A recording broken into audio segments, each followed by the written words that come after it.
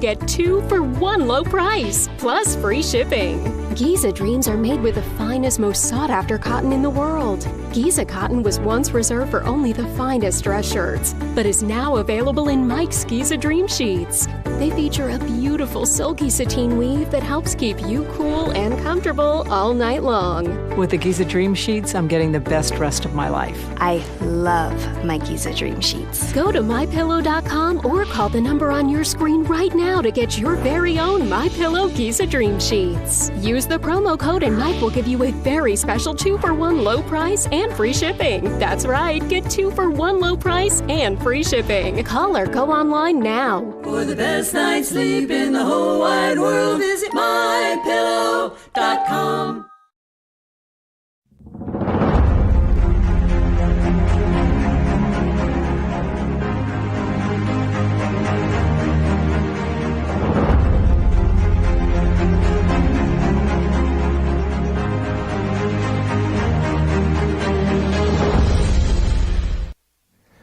Good evening and welcome to Real America's Voice coverage of the only vice presidential debate of 2020. I'm Eric Reitens. Thank you for joining us on what is sure to be an historic night in Salt Lake City, Utah. Vice President Mike Pence and California Senator Kamala Harris will face off in a 90-minute debate held at the University of Utah. And tonight, we're going to look back at some of the most memorable moments in vice presidential debate history. We're going to talk about the very important role that vice presidents have played in the past. And we're also going to take a look at how these candidates have fared in past debates. Now, we're going to have wall-to-wall live coverage of every minute of the debate. And as always, we'll follow the debate with all of the key insights and analysis. Now, joining me this evening is Real America's Voice President of Programming, Dr. Gina Loudon, and Editor-in-Chief of the National Pulse, Raheem Kassam. I'm really happy to have you both join us for a historic night, and that's what we're going to have here.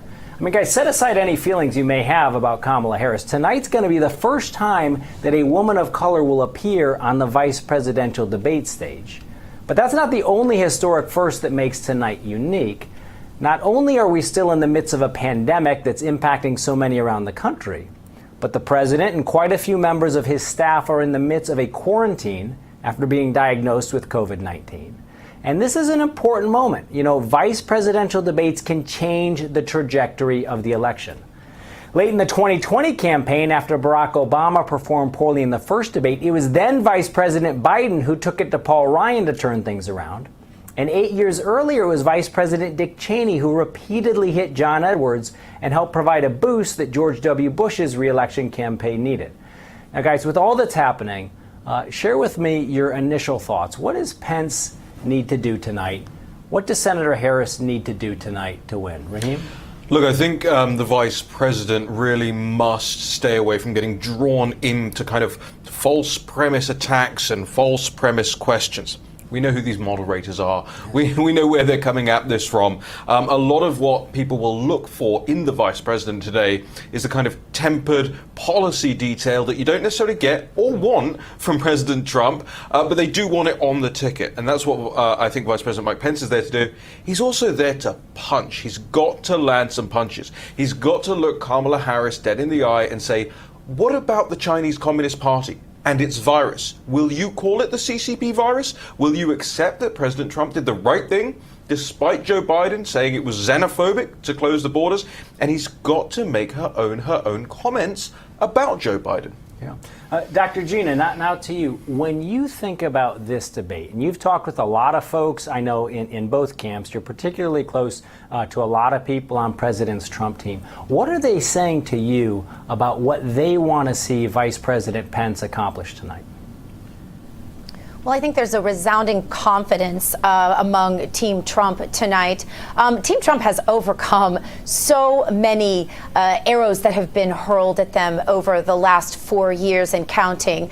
And you know, Vice President Pence has been really one of the most consummate professional vice presidents that anyone can imagine, flawless in a lot of ways. He has really, you know, the biggest issue that Kamala is going to come at the vice president on tonight, of course, is the COVID-19 issue, but also Vice President Pence has proven himself to be very solid in terms of his positions on policy, his knowledge of policy, and so on. However, it will be, as you know, Eric, a 2-against-1 situation again. We have constant reminders of COVID on the stage and the fact that there will be this plexiglass demonstration, despite the fact that the candidates are going to be, I believe, 12 feet apart. So it's a little bit of overkill, perhaps. We have Susan Page, the bureau chief for USA Today, who is coming out with her new book about the great leadership of Nancy Pelosi. So very few in the Trump campaign probably think that this Susan Page is going to moderate from a neutral perspective. So there will be some hurdles for the vice president, but he's used to that, used to being the underdog, and I think good things are expected out of the Trump camp tonight. And for both of you, from your perspective, I mean, Raheem, you're always talking with folks, whether it's on the War Room or on your show about the National Pulse, you're always fielding questions from people across the country. What do you think are the top 2 or 3 issues on the minds of voters as they look at this debate? It's the economy by a long way. Yeah. Are jobs coming back? How quickly are they coming back? Are we getting another stimulus? Who's really holding that money up? If I were Mike Pence, I would go specifically to Kamala Harris and say, do you endorse the fact that Nancy Pelosi tried to put all this pork in the stimulus bill and effectively delayed it further? And then go through some of those line items that were in there that, remember, she's now compromised out, effectively saying they didn't need to be there in the first place. So get Kamala to own her party mate's position on that. And then the other one is going to be the handling of the coronavirus. You know, Mike Pence can easily turn to Kamala Harris and say, hold on a minute. You guys said you had a plan at your convention. You were pointing to your March document that you had put out. A lot changed in that time, but you didn't update your plans. You guys are the ones lecturing us, and I think he's got to have that strength. Remember, he's the chairman of the task force. He's got to have that strength in what his government did to tackle this virus. Yeah. And Dr. Gina, same question to you. You know, we've got a lot of folks who are watching different Real America's Voice programming. I think one of the things that people like is that they are always in touch with our hosts who are often responding directly to them. That's a really important thing that you've led to make sure that everyone who was watching on the Real America's Voice channel feels connected to what's happening. From your perspective, what are you hearing about the top 2 or 3 issues that people really want to see brought up this evening? Well, I think, you know, for a lot of suburban women out there, the issue of national security is a big one. I don't want to take anything away from Raheem. I completely agree. Economic security is a big one. Security in general to the suburban woman is a big one. And we all know that a lot is going to rest on the vote of the suburban woman in this election. At least that's what we're consistently told. From an economic standpoint, I think that, you know, there are some underlying issues that Kamala is going to have to face and that I hope that the vice president will bring up. You know, she's going to try to paint him saying that the poor and middle class are being left behind in the recovery that the president is leading. But it's going to be very hard for her to say that when she proudly voted against the Trump tax cuts. And that was $2,000 a year for a family of 4, don't forget. And she said that she would repeal the Trump tax cuts on day one. This is a commitment from her. That's a massive tax hike to poor and middle class working families. So if the vice president plays that back at her, I think that would be a great way to sort of spit that argument right back at her. In terms of national security, I think it would be very hard if the vice president can steer the conversation toward national security. I think it's very hard to argue to that suburban mom watching out there that that women, mothers, grandmothers, aunts are not laying awake as much as they used to lay awake worrying about things like terror and things that we used to be worrying about 4 years ago. Certainly, this administration has made great strides in that direction. Well, and certainly, and when it comes to riots and looting and general public safety issues, there's tremendous concern about that in the country. We know that the two candidates are going to be talking about that, and they're going to be talking about that in the context of some debate rules that are a little different, for tonight. I mean, like any debate, there are rules, and with the debate tonight, we're dealing with a unique set of circumstances, which you can imagine has resulted in a unique set of rules. Let's start with just some of the basics. The event is being held in Salt Lake City, Utah. It's at the University of Utah's Kingsbury Hall. And Susan Page, USA Today's Washington bureau chief, will moderate what will be the only face-off between the 2020 vice presidential candidates. And we'll talk about the moderator a little bit more in a moment. But according to Susan Page, the debate's going to cover 9 issues, each to be discussed for approximately 10 minutes. Now, one difference from the presidential debate is that Page has not made those issues public. So both teams have had to prepare for a range of issues. Now, let's go over some of the COVID-related rules, which can get pretty wonky. The candidates are going to be seated in chairs that are, we are told, exactly 12 feet 3 inches apart. Why the extra 3 inches? Well, your guess is as good as mine. But like the presidential debate, there's not going to be any physical greeting. There won't be any handshake between the candidates. Both Mike Pence and Kamala Harris have been tested today prior to the debate. And like the presidential debate that was held last week, the candidates will not wear masks, but audience members will have to. Audience members will also have to test negative to attend the debate. And finally, and here's where it's going to start to look a lot different, each candidate is going to be separated from the other by a plexiglass wall. So, Gina, Raheem, that's quite a bit different than what the American people are used to seeing in a debate. Do you think that's going to affect the tenor or quality of this debate in any way? Does it favor or disfavor one of the candidates? I don't think it favors or disfavors one of them, but I do think it changes a little bit. I mean, imagine we were doing this with a glass screen between us. Right. I mean, I've been to certain places in the last couple of. I spent my birthday in Atlantic City, and the casinos have that plexiglass around the tables and between each person there. The energy, the dynamic is just sucked out of those casino tables by that. It's not the immediate, you can't tell if you're getting a reflection, if they're looking at you in the eye. It's hard for me to imagine, Raheem, that your birthday party in Atlantic City had any of the energy sucked out of it. but going on, you were saying, yes. And you're right. Yes. I want to quote this chemistry professor at the University of Colorado, right, who's been studying how the coronavirus spreads, Jose Luis Jimenez. Quote, aerosol transmission is basically like smoke. If one of the candidates is smoking and you put plexiglass barriers up, it won't matter. The smoke will go around those barriers. And even NBC News today are saying that the plexiglass is basically just for show.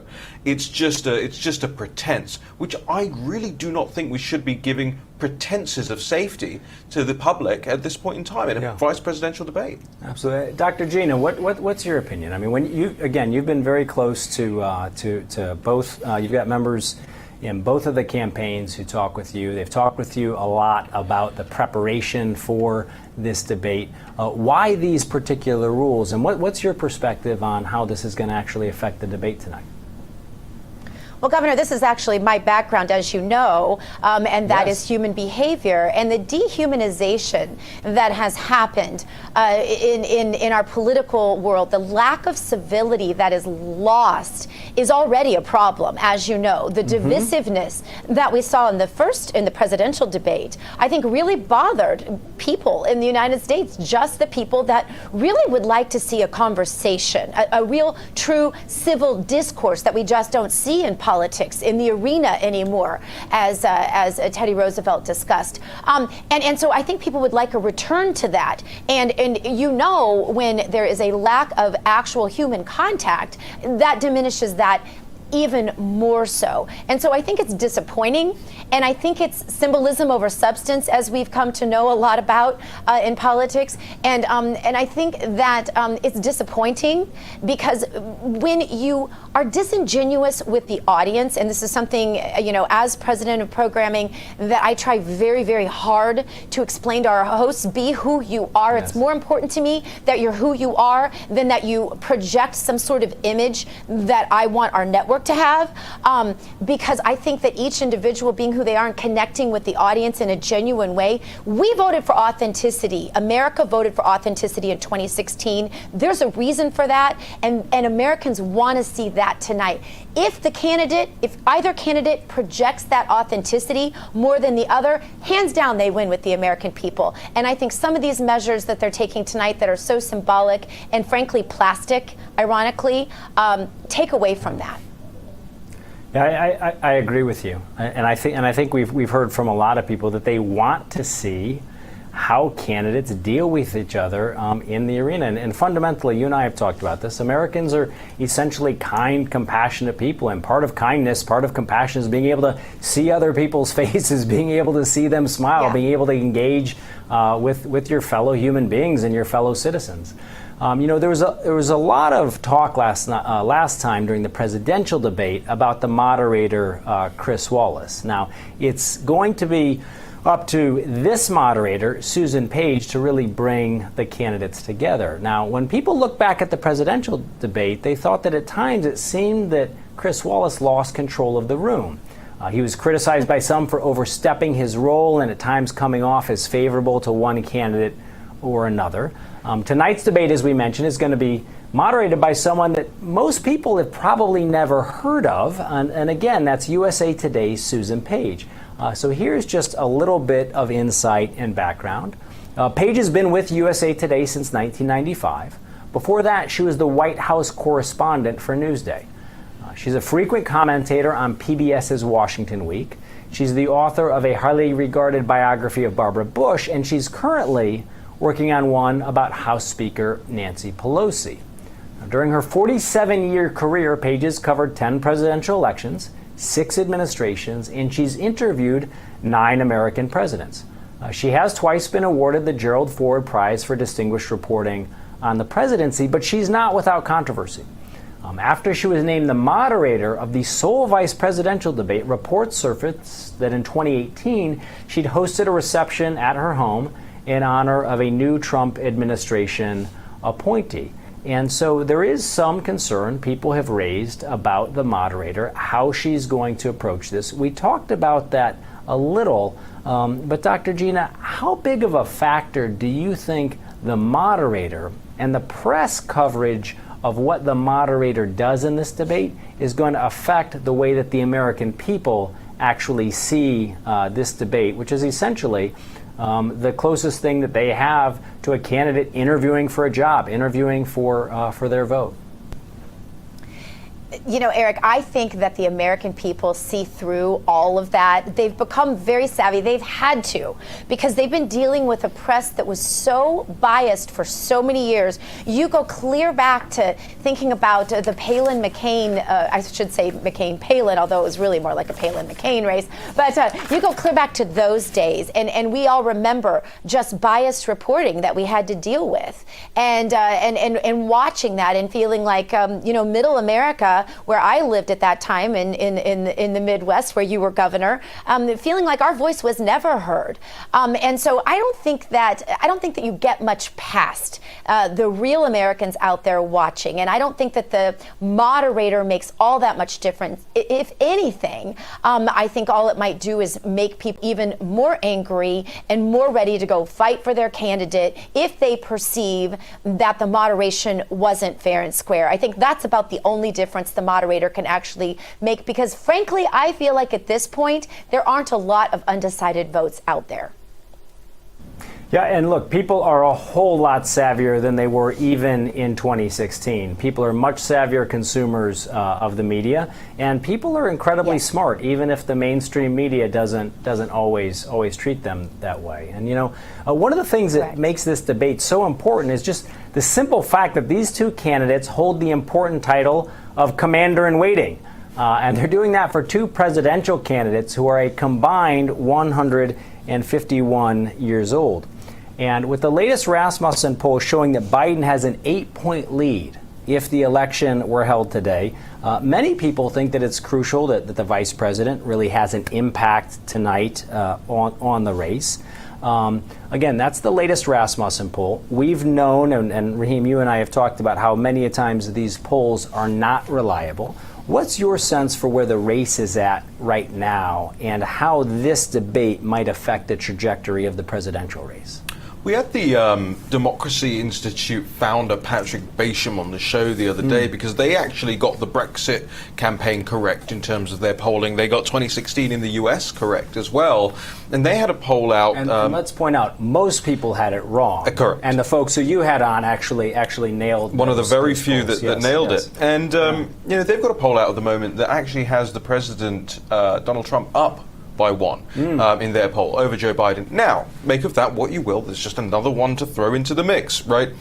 But there are two ways to look at this. Number one, that this is critically important and that the vice president must put on a good show and that the weight of the world will be on his shoulders because of some of what took place at the last debate, because of bringing new people to the table, because of what's happened over the last week, etc., etc. Or you can look at it like this. Everyone's already decided. There's very few people out there who are left to decide who they're going to vote for. So is it a get out the vote now that is more important, or is it these big spectacles? I suspect Mike Pence will take it just as seriously as he ever would. Yeah, absolutely. Absolutely, he will. And look, speaking of polls and undecided voters, all too often, people who fall into certain demographics of the population, they get lumped into one party or the other. And there's this expectation that voters are just going to fall in line without so much as a question as to why they're voting the way that they are.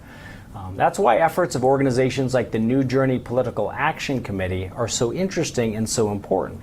Their mission is to show African American voters that the Republican Party is the party that's fighting hard for their vote.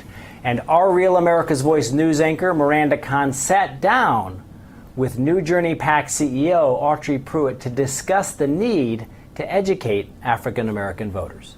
Going to your website, you talk about the Republican Party is a party of Lincoln, and you remind people of the history of the Republican Party. Where did that shift happen, and then how long do you think it's going to take for that shift to change? Well, because I know that's something the Trump administration has been diligently trying to do. The shift has happened over the past 30 to 40 years. We believe it's going to take 20 to 30 years to shift it back so that 80% of black voters are voting Republican again. It's going to take some time. One reason it's going to take some time is because everybody's a racist if you don't agree with the Democrat Party. It doesn't matter what color you are. It doesn't matter where you came from. If you don't agree with the Democrat, then you're a racist. And it takes a lot to beat that back. So how do you do that, though? Because and how did you come up with this estimate of 20, 30 years? So how you do that, how you beat back is by focusing on messages that actually get individuals to think independently. Let me give you a great example. One of the things is you can look for taxes. Right? A message that resonates with the black community is, for years, individuals who were building wealth, white families, were able to use the tax code to their advantage. They're able to use the tax code to save their money and help their families. And now that black families are building wealth, all of a sudden, you want to come in and snatch the money away to prevent us from building wealth. So that's a message that may not resonate with white voters, but it does resonate. It gets some heads to nod with black voters. That's why you should be on the conservative side if you're black. Now, again, that was Miranda Kahn talking on News On with Autry Pruitt, who made a really powerful point, I thought, about the fact that people are independent thinkers, and Real America's Voice viewers are strong independent thinkers. Now, during their interview, they also spoke about the need to get past the idea of identity politics. Take a listen here. Why do you think identity politics is so hard to overcome? Because Hollywood and the media has wrapped your entire existence in identity politics. Let's take politics out of it.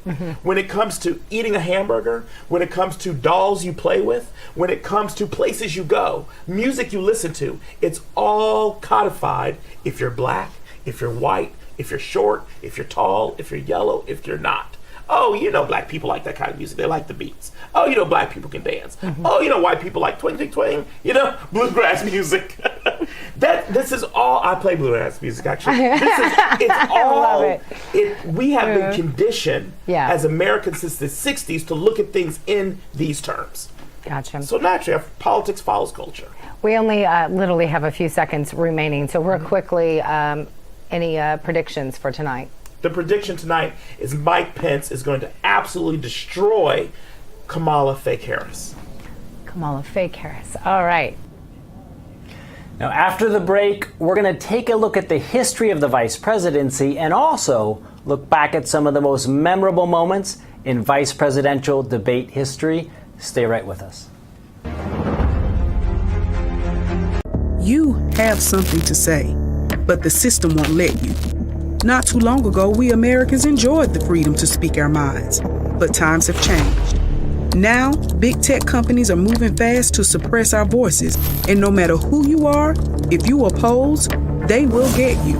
Investigative journalist Laura Loomer stood up to expose the truth, but big tech silenced her. Chase Bank won't accept her money. Cash App won't let her send money. Facebook won't let anyone talk about it. They canceled Laura, and you can be next. It's time to fight oppressive cancel culture and stand with Laura. Black, Latina, and victims of brutality, Laura will stand with you and speak for you no matter what. Vote for Laura Loomer, your fearless voice in Congress. New Journey PAC is responsible for the content of this advertising, paid for by NewJourneyPAC.org and not authorized by any candidate or candidates committee. I'm Nick Bolton, and these days... Hey there. Hey there. It seems everybody has a pair of tactical sunglasses. Good morning. Morning. But what if you already wear glasses? Then you need these flip-up tack glasses. These new glasses fit right over your existing eyewear to give you all the benefits of our tack glasses while you comfortably wear your regular glasses. Plus, like all tack glasses, flip-up tack glasses feature Bell & Howell light filtering technology that makes invisible objects suddenly become visible. There's just nothing like them on the market today. Here you go, buddy. Thanks, Nick.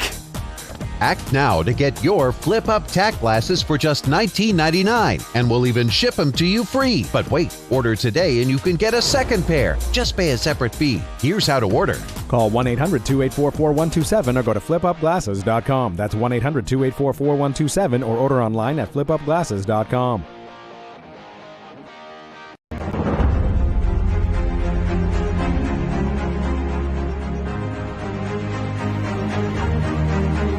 Welcome back to Real America's Voice coverage of tonight's vice presidential debate. Now, 14 of America's presidents first held the vice presidency. On 8 occasions, they became president following the death or assassination of a president. 1 followed a presidential resignation. 4 others served as vice president and then went on to run and win election to the country's top office. So historically speaking, there's a near 30% chance that the person elected vice president will eventually hold the presidency. But of course, the vice presidency is an office that has had its critics, and the vice presidency has known no harsher critics than the men who've occupied the office. Franklin Roosevelt's first vice president, John Nance Garner, famously said, quote, "The vice presidency isn't worth a bucket of warm spit." At the time, the VP slot wasn't a promotion. Instead, it was often viewed as a one-way ticket to political oblivion. Now, this was a sentiment shared by America's first vice president, John Adams. Adams said, "My country, in its wisdom, has contrived for me the most insignificant office that ever the invention of man contrived or his imagination conceived." Now, the harshest critic of the number 2 spot came from a former staffer to then Vice President Lyndon B. Johnson. And they said it was a time of deprivation. They said that Johnson grew very fat and drank a lot, that he took up some golf, he recalled, but not with enthusiasm.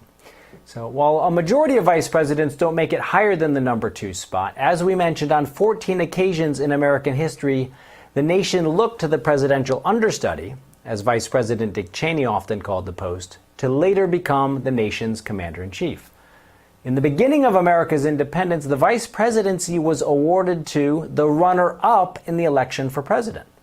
So in 1796, John Adams and Thomas Jefferson were sworn in as president and vice president respectively, despite having been opponents in that year's election. Now, needless to say, this made governing a little bit challenging, but it wasn't until the next presidential election in the year 1800 that the flaws of this system came to the fore. When Thomas Jefferson and Aaron Burr received the exact same number of electoral votes. the Constitution dictated that the president would then be decided by the House of Representatives. They voted to elect Jefferson president, and in short order, the 12th Amendment to the Constitution was ratified, changing the way we elect vice presidents. Now, nearly 40 years later, for the first time in American history, a president died in office. It was our 9th president, William Henry Harrison, had only been in office for 31 days when he died of pneumonia. Vice President John Tyler was promptly sworn in as the nation's 10th president. In 1865, at the tail end of the Civil War, when John Wilkes Booth famously snuck into Ford's Theater in Washington, D.C., and shot and killed President Abraham Lincoln, the plot to kill Lincoln had included at the time failed plans to assassinate Andrew Johnson, who had only been vice president for 6 weeks before the assassination of Lincoln propelled him to the presidency. And in 1901, one of America's most highly regarded presidents ascended to the office upon the death of his president. That was when Teddy Roosevelt had been vice president for only 6 months when President McKinley was shot and killed in Buffalo, New York. Now, in 1945, as World War II was winding down, President Franklin Roosevelt dumped his 2-term vice president, Henry Wallace, from the ticket. His advisors felt that President Roosevelt, whose health was in serious decline, might not make it through his 4th term. FDR's advisors were in search for the next vice president with the understanding that that person may very well become the next president. And they settled on Missouri Senator Harry Truman. Now, as vice president, Truman was routinely left out of the loop. Many historians even claim that when Truman was sworn in as president after a mere 82 days, he was unaware of the United States nuclear weapons program. Now, a decade after Truman left office, another president died in office. In November 1963, it was President John Kennedy who was assassinated while riding in an open car in Dallas, Texas. Now, the Secret Service raced the president to a nearby hospital, but less than 60 minutes later, President Kennedy was pronounced dead. So for the 8th time, an unscheduled extraordinary presidential inauguration oath took place, that time aboard Air Force One. It was Lyndon Baines Johnson, who was often remembered for his caustic relationship with the Kennedy political dynasty, who became the 36th president of the United States. America has had 45 presidents, and only one has left office alive before their term expired. That was President Richard Nixon, who resigned the office of president in 1974. Nixon's resignation triggered the inauguration of America's 38th president, Gerald Ford. And to this day, President Ford remains the only person in history to hold the office of president and vice president without winning election to either office by the Electoral College. So 14 times, 14 American presidents ascended from the vice presidency, which means that the stakes couldn't be higher tonight. The choice for vice president is as important in this election as it has been at any time in the history of the country. So now let's use this time to take a look back at some of the most memorable moments in vice presidential debate history. And this is a famous one that many of you will remember. I have as much experience in the Congress as Jack Kennedy did when he sought the presidency. Senator, I served with Jack Kennedy. I knew Jack Kennedy. Jack Kennedy was a friend of mine. Senator, you're no Jack Kennedy. Now, when Sarah Palin was a candidate for the vice president, she also had a few very memorable moments. Let's go ahead and play some of those here.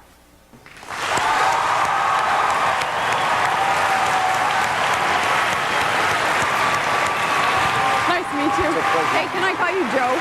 Okay, good. Thanks. And again, the infamous clip of Sarah Palin meeting with Joe Biden. Now, I want to bring Dr. Gina in here. Dr. Gina, when you look back at Sarah Palin's debate performance in a very memorable debate there, what do you think that debate did in terms of shaping the trajectory of that election? Well, it's so interesting because that debate was actually more watched than any, this is the only time this happened, than any of the presidential debates were in that particular election, because everyone was so much more enamored with Sarah Palin, at least on the Republican side, than they were, of course, with John McCain. I was at that debate, and interestingly, my executive producer, Jason, who works here, he was working for the Secret Service that day, driving Nicole Wallace, who was prepping. You might know her now because she's a frequent commentator who plays a Republican on many, various commentaries. And anyway, she was preparing Governor Palin for that debate. I was working advance for Governor Palin. We both witnessed, we didn't know each other at the time, this is 12 years ago now, did not know each other, both witnessed after Nicole Wallace was prepping Governor Palin, her trashing Governor Palin. So we found that particularly, and we compared notes later after we met years later, and said, yeah, I had the same experience after she prepped Governor Palin. So their own staff in some instances was working against them, at least in the case of Governor Palin, who was always a lady, I might add, during that campaign and every time I was ever around her. So, just interesting insight. For the longest time, I was afraid to ever tell anyone some of the things I experienced during that campaign. But it was very interesting, and a lot of what the media wrote about Governor Palin simply was not true. I was there to witness. And I think that there's a lot of that. We began to see the beginning of some extreme media bias during that campaign, and they really got away with it with Governor Palin. And I think it built a sort of a brutish confidence and a bullying technique that the media adopted and really never got away from. And we see it clear to this day, the way sometimes some members of the Trump family are treated, members even of the Trump campaign, members of the media who just simply don't go on air and trash Trump nonstop. And so that's been something that I've witnessed over the years. This is my little bit of historic perspective here. Well, it's incredibly valuable to have that kind of behind-the-scenes insight into how the candidates are prepared for their debate. When we come back, we're going to be talking about Kamala Harris and the vice president, their different debate styles. We're going to take a look back at some of their past debate performances and talk about how they're likely to match up tonight. Stay right with us. We'll be back in just a minute.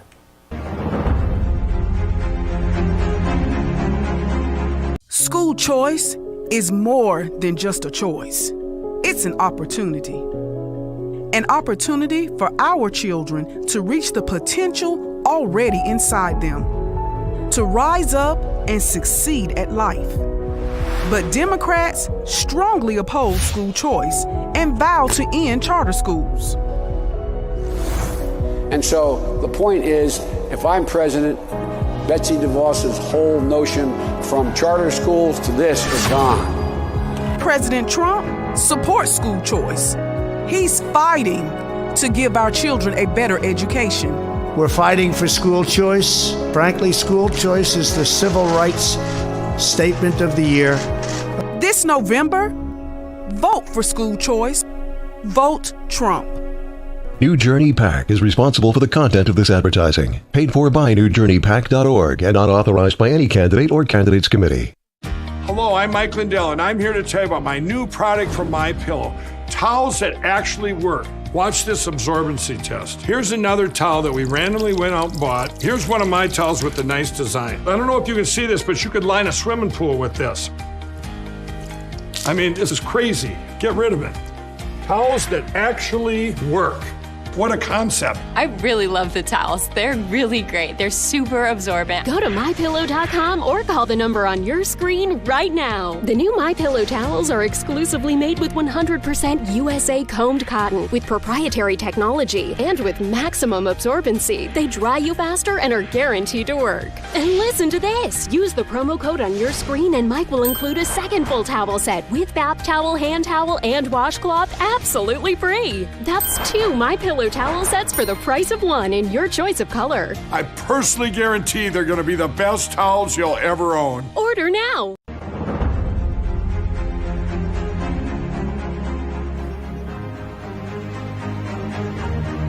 Welcome back to the Real America's Voice coverage of the one and only vice presidential debate. I'm Eric Greitens. Now, joining me tonight for our special coverage is our president of programming, Dr. Gina Loudon, and Raheem Kassam. Look, one thing that certainly won't be lacking from this historic evening will be debate experience. Both Vice President Mike Pence and Senator Harris have had some pretty memorable moments when they've taken the debate stage in the past. Who could forget this moment when Senator Harris called out her own running mate during their primary debate? Listen here. It's personal, and I was actually it was hurtful to hear you talk about the reputations of two United States senators who built their reputations and career on the segregation of race in this country.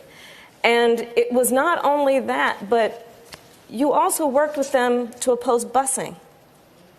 And, you know, there was a little girl in California who was part of the second class to integrate her public schools. And she was bused to school every day. And that little girl was me. Look, guys, the way that the political world churns out headlines, you'd almost forget that this was the way that Harris and Biden were going after each other just a couple of months ago.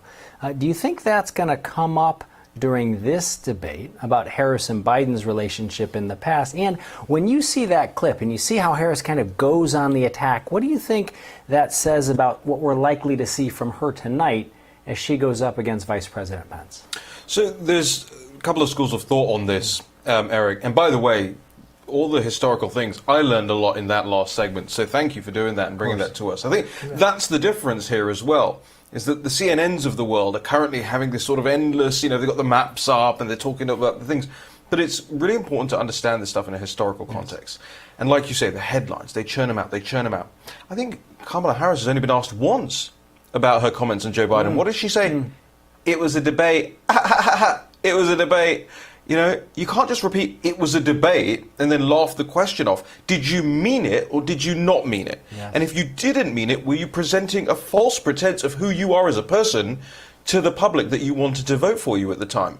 And I think it would be a huge mistake for the Vice President to avoid and ignore that. This is something that people can really see who she is as a person just by challenging her on it. Yeah, and people are looking for authenticity. I mean, and they want to see in this clash, in one of the only times when you're likely to get some unscripted moments, and people have to respond to what the other candidate's saying, what the other moderator's saying. They want to see that kind of authenticity. Dr. Gina, I want to bring you in here. When you look at how Harris has approached her debates in the past, when she's gone after candidates, I mean, keep in mind, she often used her experience as a prosecutor to make a case against other candidates, including Vice President Biden. Do you think that her experience as a prosecutor is going to be an asset or a liability tonight? Well, I think there's a different approach. I think that, I guarantee you that she was practicing her zingers all day long. But there's a difference between practicing zingers and understanding and having a knowledge of a depth of policy like Vice President Pence has. Vice President Pence has been in government for so long. He understands the policy issues.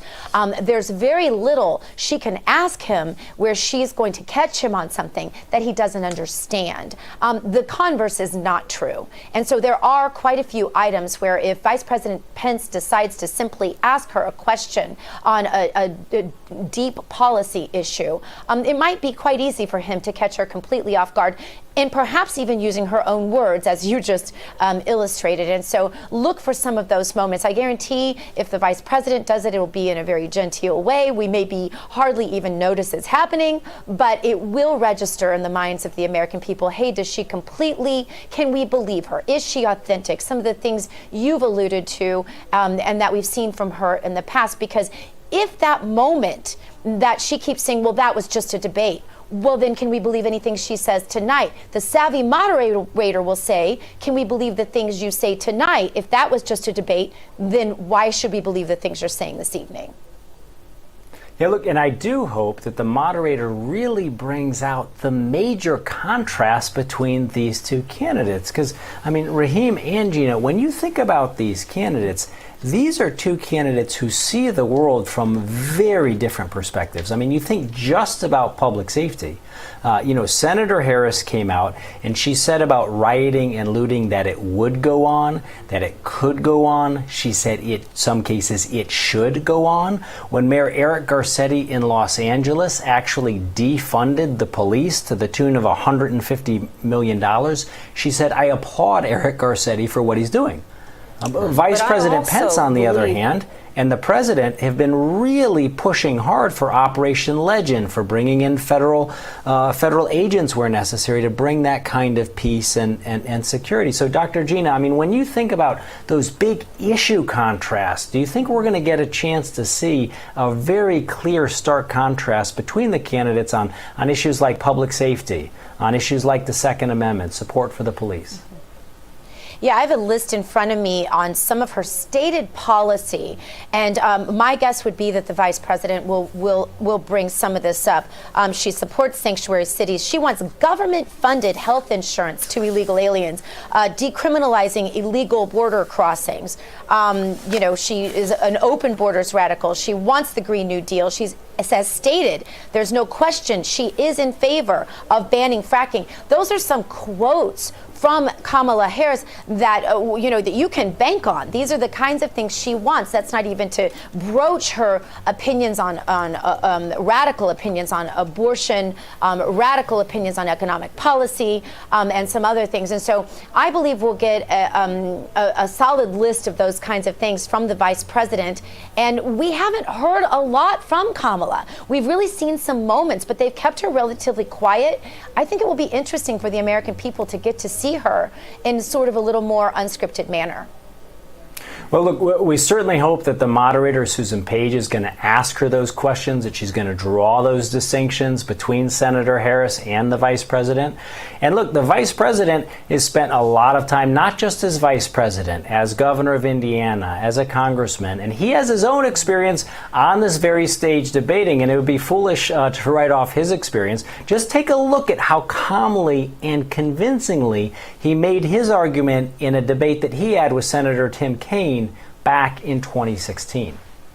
Look, we have got to begin to lean into this with strong, broad-shouldered American leadership. It begins by rebuilding our military. I mean, the Russians and the Chinese have been making enormous investments in the military. We have the smallest Navy since 1916. We have the lowest number of troops since the end of the Second World War. We've got to work with the Congress and Donald Trump will to rebuild our military and project American strength in the world. Now, look, we know that moderator Susan Page is going to be pressing the vice president tonight. I think that his calm and commanding approach is sure to be an asset during the debate. I mean, just take a look at how he takes on the topic of race relations, a subject that almost assuredly is going to be discussed at length this evening. You can watch it right here. You know, my uncle was a cop, a career cop, on the beat in downtown Chicago. He was my hero when I was growing up. When we go up to visit my dad's family in Chicago, my three brothers and I would marvel at my uncle when he would come out in his uniform, sidearm at his side. Police officers are the best of us. I mean, men and women, white, African American, Asian, Latino, Hispanic, they put their lives on the line every single day. And let me say, at the risk of agreeing with you, community policing is a great idea. Mm-hmm. It's worked in the Hoosier State, and we fully support that. And look, I don't know about you guys, but it looks to me like a completely different style than what you saw from Senator Harris. Raheem, how do you think that's going to shape the interaction and the interchange between the two candidates tonight? I think it'll take a lot of the sting out of some of her attacks and some of the sort of sassiness that we're used to seeing from, because he was very warm there in the moment, right? And talked about agreeing with each other. I mentioned this at the last debate. There had to be this sort of uplifting, optimistic ending, and I think Mike Pence is the guy to bring that kind of uplifting, optimism, congeniality to this moment. He certainly has that ability, and I think we'll be looking for that in the debate. Stay right with us. We're going to be back in just a moment, and when we come back, we're going to be talking with John Solomon, editor-in-chief of Just the News. Stay right with us. We'll be right back after this. Listen closely, listen very closely, because I want to be clear. In 2020, we must remember that Lincoln did not fight the Civil War to beat the South. He and his party, the Republican Party, stood up to end the physical bondage of black people and to keep this country together. This election is about freeing those in socioeconomic bondage in our cities and winning back a generation turning to socialism on our campuses. For the American dream to prevail, for us to save a generation, we must show them an America where a child's outcome isn't determined by the zip code they're born in, where a good education is attainable and hard work truly does get you ahead. We must show them an America where the son of a slave can become a sharecropper, the son of a sharecropper can become a mason, the son of a mason can become a truck driver, and the son of that truck driver can stand before you here today on the brink of becoming Michigan's first black U.S. Senator. New Journey PAC is responsible for the content of this advertising. Paid for by newjourneypac.org and not authorized by any candidate or candidates committee. Hello, I'm Mike Lindell, and I'm here to tell you about my new product from MyPillow.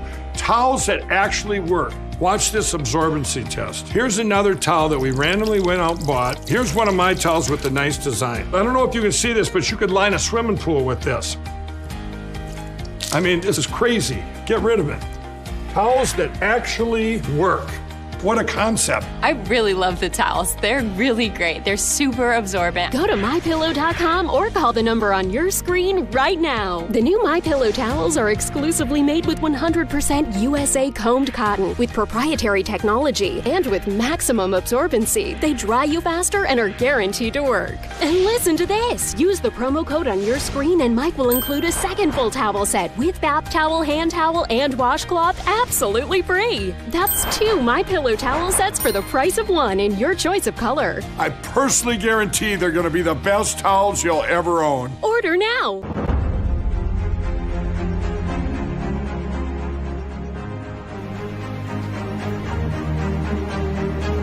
And right now, folks, you're taking a live look at Salt Lake City, Utah, where very shortly we're going to see the first and only vice presidential debate of 2020.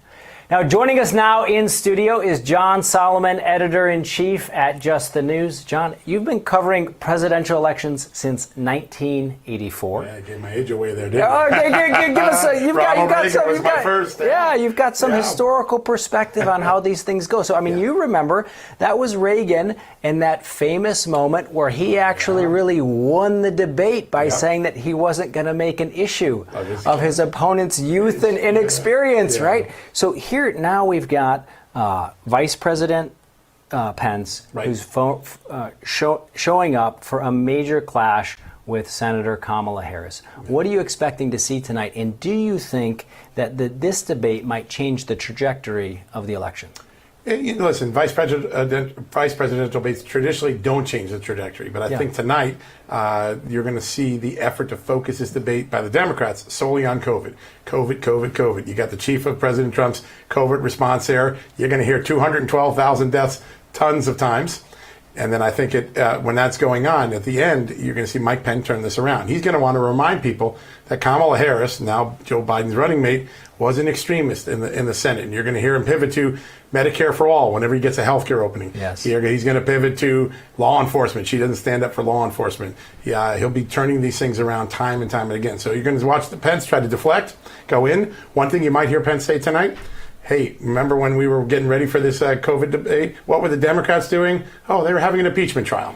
Yes. And look, and John, you've been doing a lot of work. Recently, you unearthed some really compelling documents that showed that the CIA was warning the FBI that it was the Clinton campaign who was actually pushing the Russia collusion narrative. Do you think that the vice president is going to be bringing that up tonight and actually pointing to the fact, whether it was the Russia collusion hoax, the Ukraine impeachment scandal, that Senator Harris and others have been just focused on those priorities while the vice president and the president were focused on the economy and public safety? That's going to definitely be one of the political attacks, right? We were trying to get the business done. We got the economy going. We were fighting COVID, and you were doing impeachment and fake scandals and et cetera, et cetera, et cetera. I also think you might hear Mike Pence remind the American public of something else. The reason we didn't have all those K95 masks when we started, the respirators, the Obama administration left the cupboards empty when they went out. They forgot to fulfill them after the last pandemic. Yes. So he's going to turn that around on Kamala Harris at some point during the debate. You watch for that. Yeah, look, I think that we're going to see that. And Raheem, when you look at this, also one of the things that John and the Just the News team have been talking about a lot have also been Hunter Biden's activities, whether those were in the Ukraine or his work even with the Chinese with companies associated with the Chinese Communist Party. How effective do you think it'll be if the vice president turns to some of those attacks? Look, I think it's worth having in the back pocket, right? If there are any allegations that are being made from the other side, I think Mike Pence is just. You tell me. I'd be curious to know, John, from you. He's the archetypal nice guy. So he won't necessarily lead with an attack on somebody's family members. But if the subject comes up, I mean, you guys do just incredible work on that. It's a gold mine of quick, effective rebuttals to perhaps get Kamala Harris to back down from one of her maybe more sassy attacks. I'm going to keep saying sassy. And John, when you've watched Harris, and you've seen how she was attacking Vice President Biden. How do you think, from your perspective, again, going back to 1984, oftentimes it's a clash of styles as much as there is a clash of ideology. It looks like we're in for two candidates with very different styles. How do you think that's going to play tonight? Well, definitely Vice President Pence plays the nice guy, right? He's a jovial Midwesterner, the plain speaker, and he's going to try to stay in that personality. In the last debate, President Trump was trying to paint Joe Biden as a moderate and depress all those liberals. You're going to see the opposite tonight. Mike Pence is going to repeatedly say Kamala Harris is really the party. She's really the administration. And that's all of those leftist things that we've been telling you don't want. Medicare for all, defunding the police, all the things that President Trump goes on the trail and attacks. So the script gets flipped tonight a little bit, and how those attack lines switch around. Yeah, now I want to bring Dr. Gina back in here. Now, Dr. Gina, again, you and I were talking just the other day about how a lot of the Real America's Voice viewers, people who are reading justthenews.com, people are concerned about the direction of the country, and they want to know exactly where Kamala Harris stands. How do you think the vice president can really make the case about who Kamala Harris really is and the positions that she's endorsed in the past? Well, I think she's made the point. I mean, all he has to do is point directly, Eric, to the things that she said. She's on the record stating that, she wants to revoke firearms from people. She wants to actively remove firearms, that she is, absolutely pro-abortion up until and beyond birth, that, she favors eliminating any sort of law and order regarding our border and, in fact, funding illegal insurance and beyond that. So I mean, I think that she is on the record with the most radical leftist agenda that we've ever seen in a candidate, the most stated on the record agenda we've ever seen. Let that sink in. So the American people have a really easy decision to make if she'll be honest tonight, and the vice president has the opportunity to lay that out. Absolutely. And look, that's one of the things that we're trying to do here for our viewers is just really bring them the facts, bring them some insight about the history of the vice presidency, the importance of these debates, and also bring them the facts about where these candidates stand. John, when you think about this debate and you think about the 2 or 3 most important things for the American people to know that they might not know today because it's been ignored by the mainstream media, because people haven't covered it, what do you think those facts are that the vice president is going to try and get out tonight?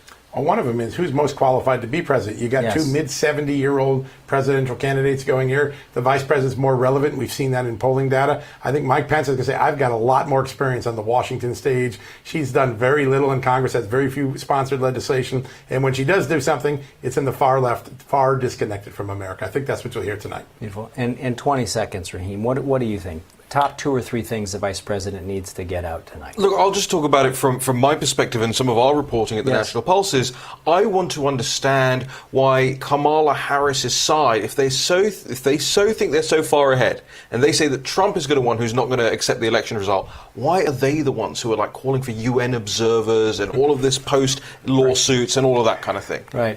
Well, folks, in just a few minutes, we're going to be going live to Salt Lake City, where you're going to see every minute of the only vice presidential debate in 2020. It's going to be a big clash. You can watch every minute of it here and stick around afterwards because we're going to be back with all of the key insights and analysis that people are going to be talking about tomorrow. Thanks so much for watching. We're going to send it out to Salt Lake City and Susan Page for the only vice presidential debate of 2020. Thanks so much for joining us. School choice is more than just a choice. It's an opportunity. An opportunity for our children to reach the potential already inside them, to rise up and succeed at life. But Democrats strongly oppose school choice and vow to end charter schools. And so the point is, if I'm president, Betsy DeVos's whole notion from charter schools to this is gone. President Trump supports school choice. He's fighting to give our children a better education. We're fighting for school choice. Frankly, school choice is the civil rights statement of the year. This November, vote for school choice. Vote Trump. New Journey PAC is responsible for the content of this advertising. Paid for by NewJourneyPAC.org and not authorized by any candidate or candidates committee. Hello, I'm Mike Lindell, and as you know, my passion is to help each and every one of you get the best sleep of your life. That's why I created my new Giza Dreams bed sheets. I started by using the world's best cotton called Giza. It's only grown in a region between the Sahara Desert, the Mediterranean Sea, and the Nile River. It's ultra soft and breathable, but extremely durable. My Giza sheets also include full 21-inch wide pillowcases that will fit over any pillow and deep pocket sheets that will fit over any mattress. The first night you sleep on my sheets, you'll never want to sleep on anything else. Go to MyPillow.com or call the number on your screen right now to get your very own MyPillow Giza Dream Sheets. Giza Dream Sheets are available in a variety of colors. Use the promo code and Mike will give you 2 for 1 low price and free shipping. That's right, get 2 for 1 low price plus free shipping. For the best night's sleep in the whole wide world, visit MyPillow.com.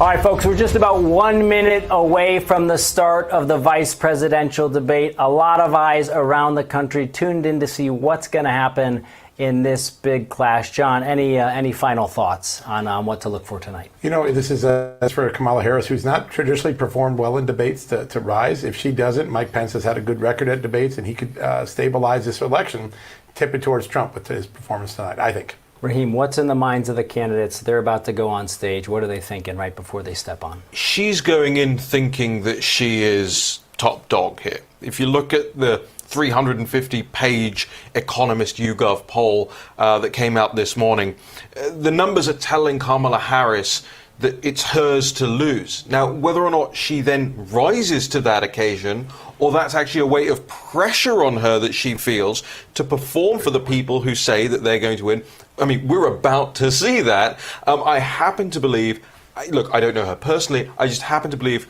having seen the way she comports herself, that actually it might be weighing on her quite a bit. Well, you know, one of the things that I know from my time as governor, when we were preparing for debates, I found that every debate was easier than the debate practice. Right? Because we had some great people who came in and they made it so hard and they made it so difficult. They really, you know, took it to you. And we brought that philosophy from my time as a Navy SEAL. Said, look, train harder than you're going to have to fight. And if you do that, then it's actually easy the day of. I mean, one of the things it's going to show here is the quality of the preparation. For the vice president's team, for the senator's team, how well did they prepare? And preparation here isn't just about knowing facts, it's also about really being able to look in that camera and get your point across to the American people.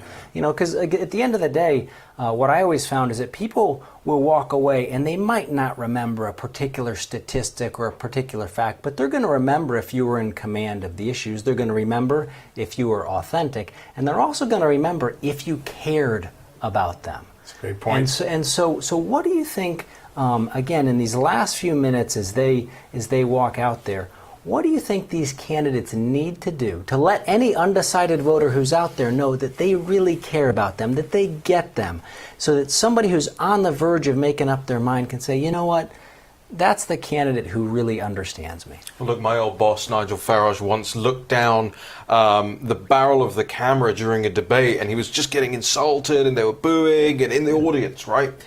And so he gave it back to the audience. He said, nobody cares, shut up, something like that.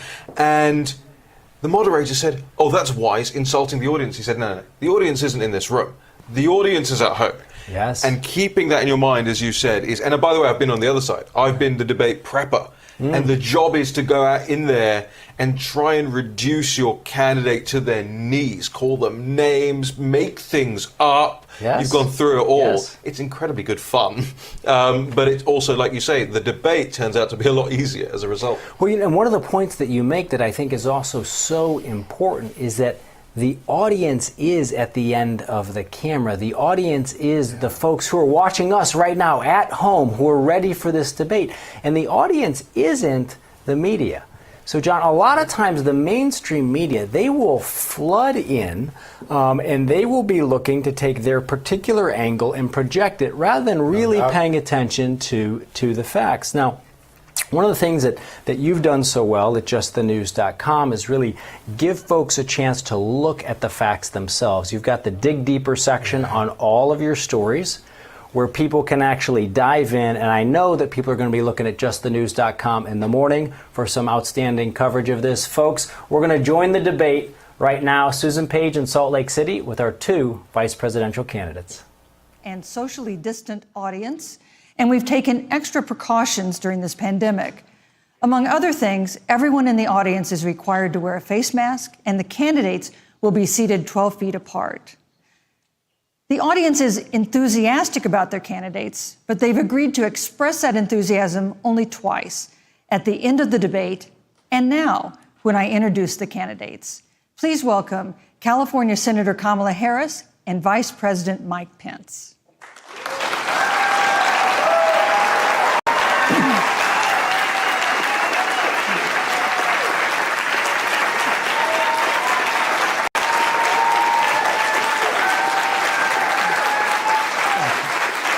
Thank you.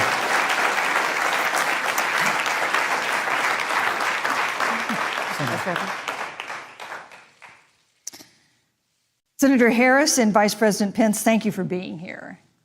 We're meeting as President Trump and the First Lady continue to undergo treatment in Washington after testing positive for COVID-19. We send our thoughts and prayers to them for their rapid and complete recovery and for the recovery of everyone afflicted by the coronavirus. The 2 campaigns and the Commission on Presidential Debates have agreed to the ground rules for tonight. I'm here to enforce them on behalf of the millions of Americans who are watching. One note, no one in either campaign or at the Commission or anywhere else has been told in advance what topics I'll raise or what questions I'll ask.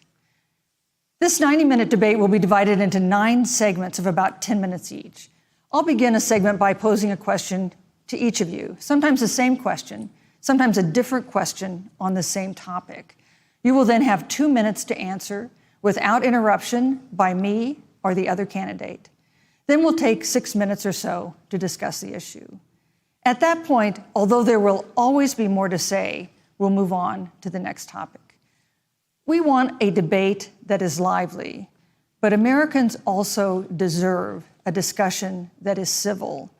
These are tumultuous times, but we can and will have a respectful exchange about the big issues facing our nation. Let's begin with the ongoing pandemic that has cost our country so much. Senator Harris, the coronavirus is not under control.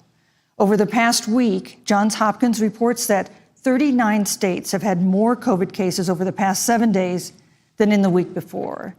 9 states have set new records. Even if a vaccine is released soon, the next administration will face hard choices.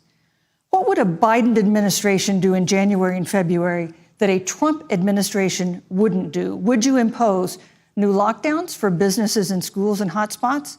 A federal mandate to wear masks? You have 2 minutes to respond without interruption. Thank you, Susan. Well, the American people have witnessed what is the greatest failure of any presidential administration in the history of our country. And here are the facts. 210,000 dead people in our country in just the last several months. Over 7 million people who have contracted this disease. 1 in 5 businesses closed. We're looking at frontline workers who have been treated like sacrificial workers. We are looking at over 30 million people who in the last several months had to file for unemployment. And here's the thing. On January 28th, the vice president and the president were informed about the nature of this pandemic. They were informed that it's lethal in consequence, that it is airborne, that it will affect young people, and that it would be contracted because it is airborne. And they knew what was happening, and they didn't tell you. Can you imagine if you knew on January 28th, as opposed to March 13th, what they knew, what you might have done to prepare? They knew and they covered it up. The president said it was a hoax. They minimized the seriousness of it. The president said, you're on one side of his ledger if you wear a mask, you're on the other side of his ledger if you don't. And in spite of all of that, today they still don't have a plan. They still don't have a plan. Well, Joe Biden does. And our plan is about what we need to do around a national strategy for contact tracing, for testing, for administration of the vaccine, and making sure that it will be free for all. That is the plan that Joe Biden has and that I have, knowing that we have to get a hold of what has been going on, and we need to save our country. And Joe Biden is the best leader to do that. And frankly, this administration has forfeited their right to re-election based on this. Thank you, Senator Harris. Vice President Pence, more than 210,000 Americans have died of COVID-19 since February. The U.S. death toll as a percentage of our population is higher than that of almost every other wealthy nation on earth. For instance, our death rate is 2.5 times that of Canada next door. You head the administration's coronavirus task force. Why is the U.S. death toll as a percentage of our population higher than that of almost every other wealthy country? And you have 2 minutes to respond without interruption. Susan, thank you. And I want to thank the Commission and the University of Utah for hosting this event. And Senator Harris, it's a privilege to be on the stage with you.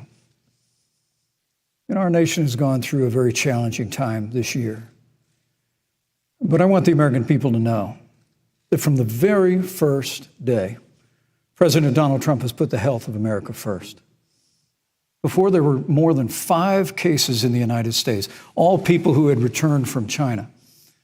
President Donald Trump did what no other American president had ever done, and that was he suspended all travel from China, the second largest economy in the world. Now, Senator Joe Biden opposed that decision.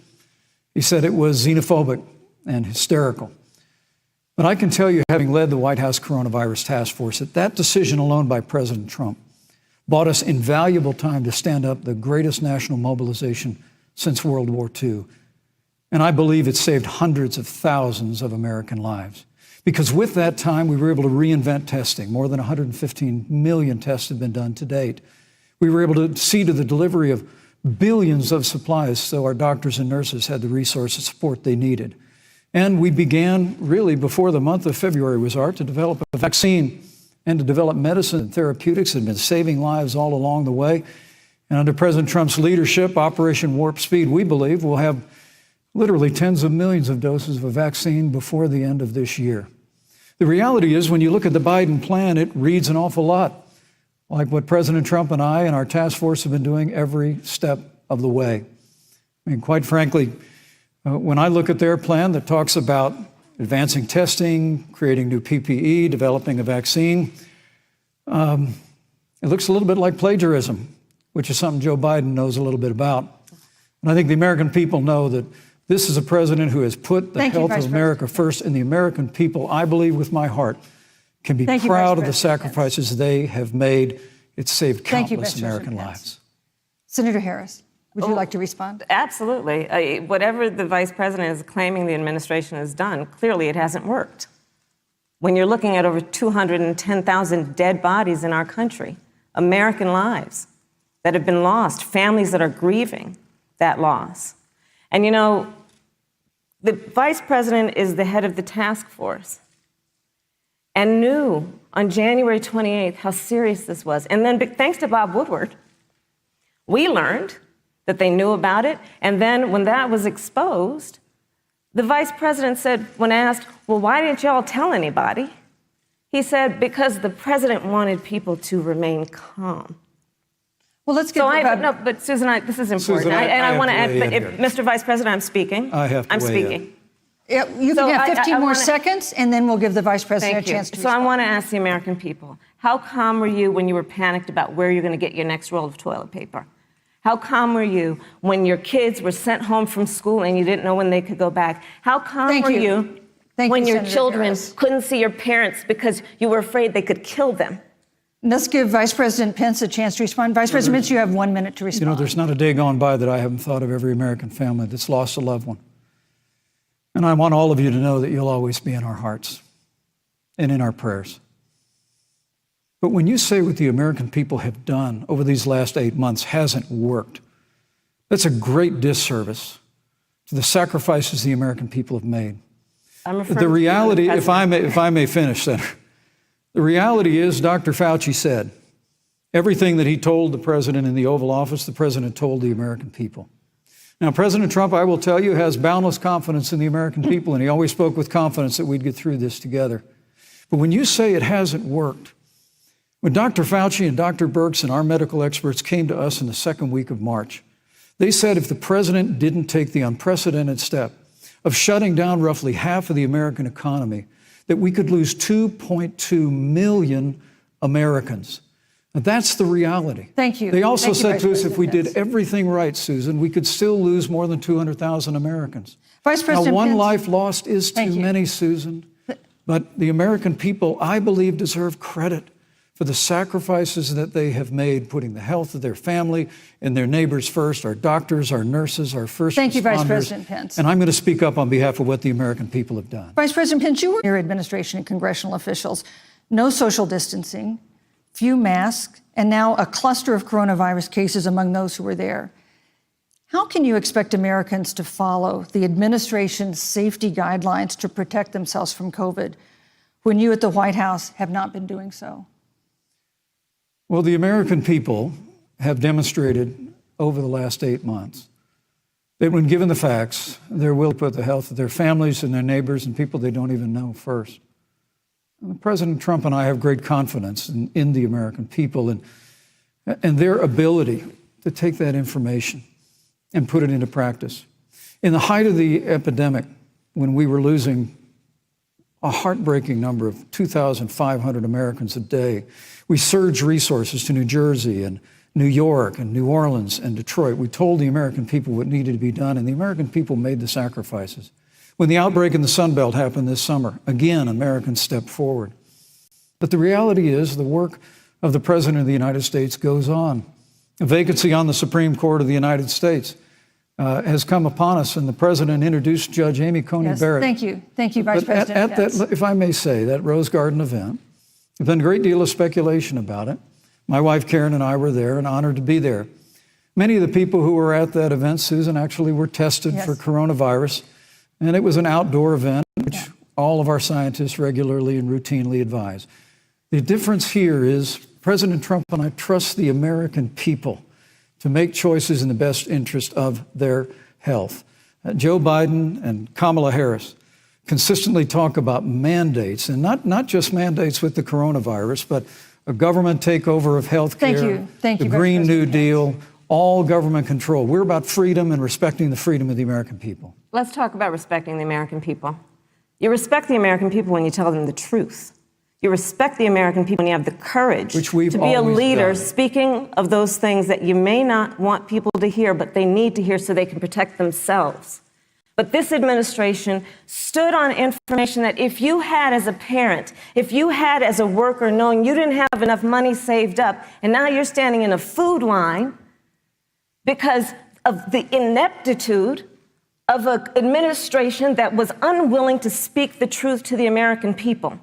So let's talk about caring about the American people. The American people have had to sacrifice far too much because of the incompetence of this administration. It is asking too much of the people. Susan, we talked about it is asking too much of the people. That they would not be equipped with the information they need to help themselves to protect Susan, their parents and their I'm children. Sorry. Kamala Harris, Senator Harris, I'm sorry. It's fine, I'm Kamala. No, you're Senator Harris to me. For life to get back to normal, Dr. Anthony Fauci and other experts say that most of the people who can be vaccinated need to be vaccinated. But half of Americans now say they wouldn't take a vaccine if it was released now.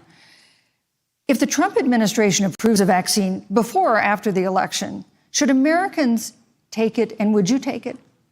If the public health professionals, if Dr. Fauci, if the doctors tell us that we should take it, I'll be the first in line to take it. Absolutely. But if Donald Trump tells us that we should take it, I'm not taking it. Vice President Pence, there have been a lot of repercussions from this pandemic. In recent days, the president's diagnosis of COVID-19 has underscored the importance of the job that you hold and that you are seeking. That's our second topic tonight. It's the role of the vice president. One of you will make history on January 20th. You will be the vice president to the oldest president the United States has ever had. Donald Trump will be 74 years old on Inauguration Day. Joe Biden will be 78 years old. That already has raised concerns among some voters, concerns that have been sharpened by President Trump's hospitalization in recent days. Vice President Pence, have you had a conversation or reached an agreement with President Trump about safeguards or procedures when it comes to the issue of presidential disability? And if not, do you think you should? You have 2 minutes without interruption. Well, Susan, thank you, although I would like to go back. I think we need to move on to the issue of Well, thank you, but I would like to go back because the reality is that we're going to have a vaccine, Senator, in record time, in unheard of time, in less than a year. We have 5 companies in phase 3 clinical trials, and we're right now producing tens of millions of doses. So the fact that you continue to undermine public confidence in a vaccine, if the vaccine emerges during the Trump administration, I think is unconscionable. And Senator, I just ask you, stop playing politics with people's lives. The reality is that we will have a vaccine, we believe, before the end of this year. And it will have the capacity to save countless American lives. And your continuous undermining of confidence in a vaccine is it's just unacceptable. And let me also say, the reality is when you talk about failure in this administration, we actually do know what failure looks like in a pandemic. It was 2009. The swine flu arrived in the United States. Thankfully, it ended up not being as lethal as the coronavirus. But before the end of the year, when Joe Biden was vice president of the United States, not 7.5 million people contracted the swine flu. 60 million Americans contracted the swine flu. If the swine flu had been as lethal as the coronavirus in 2009, when Joe Biden was vice president, we would have lost 2 million American lives. His own chief of staff, Ron Klain, would say last year that it was pure luck that they did, quote, everything possible wrong. And we learned from that. They left the strategic national stockpile empty. They left an empty and hollow plan, but we still learned from it. And I think the American people, I'm going to say again, can be proud of what we have done. And Senator, please stop undermining confidence in a vaccine. Senator Harris, let me ask you the same question that I asked Vice President Pence, which is, have you had a conversation or reached an agreement with Vice President Biden about safeguards or procedures when it comes to the issue of presidential disability? And if not, and if you win the election next month, do you think you should? You have 2 minutes uninterrupted. So let me tell you, first of all, the day I got the call from Joe Biden, it was actually a Zoom call, asking me to serve with him on this ticket was probably one of the most memorable days of my life. I thought about my mother, who came to the United States at the age of 19 gave birth to me at the age of 25 at Kaiser Hospital in Oakland, California. And the thought that I'd be sitting here right now, I know would make her proud, and she must be looking down on this. You know, Joe and I were raised in a very similar way. We were raised with values that are about hard work, about the value and the dignity of public service, and about the importance of fighting for the dignity of all people. And I think Joe asked me to serve with him because, you know, I have a career that included being elected the first woman district attorney of San Francisco, where I created models of innovation for law enforcement in terms of reform of the criminal justice system. I was elected the first woman of color and black woman to be elected Attorney General of the state of California, where I ran the second largest Department of Justice in the United States, second only to the United States Department of Justice. And there I took on everything from transnational criminal organizations to the big banks that were taking advantage of homeowners to for-profit colleges that were taking advantage of veterans.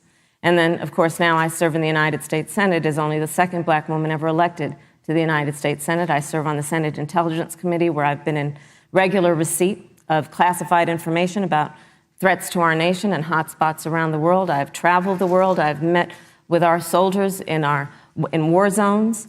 And I think Joe has asked me to serve with him because he knows that we share a purpose which is about lifting up the American people. And after the 4 years that we have seen of Donald Trump unifying our country around our common values and principles. Thank you, Senator Harris. You know, neither President Trump nor Vice President Biden has released a sort of detailed health information that had become the modern norm until the 2016 election. And in recent days, President Trump's doctors have given misleading answers or refused to answer basic questions about his health. And my question to each of you in turn is this information voters deserve to know? Vice President Pence, would you like to go first? Well, Susan, thank you. And let me say, on behalf of the President and the First Lady, how moved we've all been by the outpouring of prayers and concern for the President. And I do believe it's emblematic of the prayers and the concern that have ushered forth for every American impacted by the coronavirus. But the care the President received at Walter Reed Hospital, the White House doctors, was exceptional. And the transparency that they practiced all along the way will continue. The American people have a right to know about the health and well-being of their president, and will continue to do that. But I'm just extremely grateful and was more than a little moved by the broad and bipartisan support. And Senator, I want to thank you and Joe Biden for your expressions, genuine concern. And I also want to congratulate you, as I did on that phone call, on the historic nature of your nomination. Thank you. I never expected to be on this stage 4 years ago, so I know the feeling. But the reality is we've got an election before the American people in the midst of this challenging year. And the stakes have never been higher, but I think the choice has never been clearer. I want to give Senator Harris a chance to respond to the same question I asked, which is, do voters have a right to know more detailed health information about presidential candidates and especially about presidents, especially when they're facing some kind of challenge? Absolutely. And that's why Joe Biden has been so incredibly transparent, and certainly by contrast, the president has not, both in terms of health records, but also let's look at taxes. We now know, because of great investigative journalism, that Donald Trump paid $750 in taxes. When I first heard about it, I literally said, "You mean $750,000? And it was like, no, $750. We now know Donald Trump owes and is in debt for $400 million. And just so everyone is clear, when we say in debt, it means you owe money to somebody. And it'd be really good to know who the President of the United States, the Commander-in-Chief, owes money to, because the American people have a right to know what is influencing the President's decisions. And is he making those decisions on the best interest of the American people, of you, or self-interest? So, Susan, I'm glad you asked about transparency, because it has to be across the board. Joe has been incredibly transparent over many, many years. The one thing we all know about Joe, he puts it all out there. He is honest, he is forthright, but Donald Trump, on the other hand, has been about covering up everything. Thank you, Senator Harris. I want to give you a chance to respond, Vice President. Well, look, I respect the fact that Joe Biden spent 47 years in public life. I respect your public service as well. Thank you. But the American people have a president who's a businessman. He's a job creator who's paid tens of millions of dollars in taxes, payroll taxes, property taxes. He's created tens of thousands of American jobs. And the president said those public reports are not accurate. And the president's also released literally stacks of financial disclosures the American people can review just as the law allows. But the distinction here is that Joe Biden, 47 years in public service, compared to President Donald Trump, who brought all of that experience 4 years ago. Thank you, Vice and President. turned this economy around by cutting taxes, rolling back regulation, unleashing American energy, fighting for free and fair trade, and all of that's on the line if Joe Biden and Kamala Harris. You know, that's a good segue into our third topic, which is about the economy. This has been another aspect of life for Americans that's been so affected by this coronavirus. We have a jobs crisis brewing. On Friday, we learned that the unemployment rate had declined to 7.9% in September, but the job growth had stalled, and that was before the latest round of layoffs and furloughs in the airline industry at Disney and elsewhere. Hundreds of thousands of discouraged workers have stopped looking for work. Nearly 11 million jobs that existed at the beginning of the year haven't been replaced. Those hardest hit include Latinos, blacks, and women.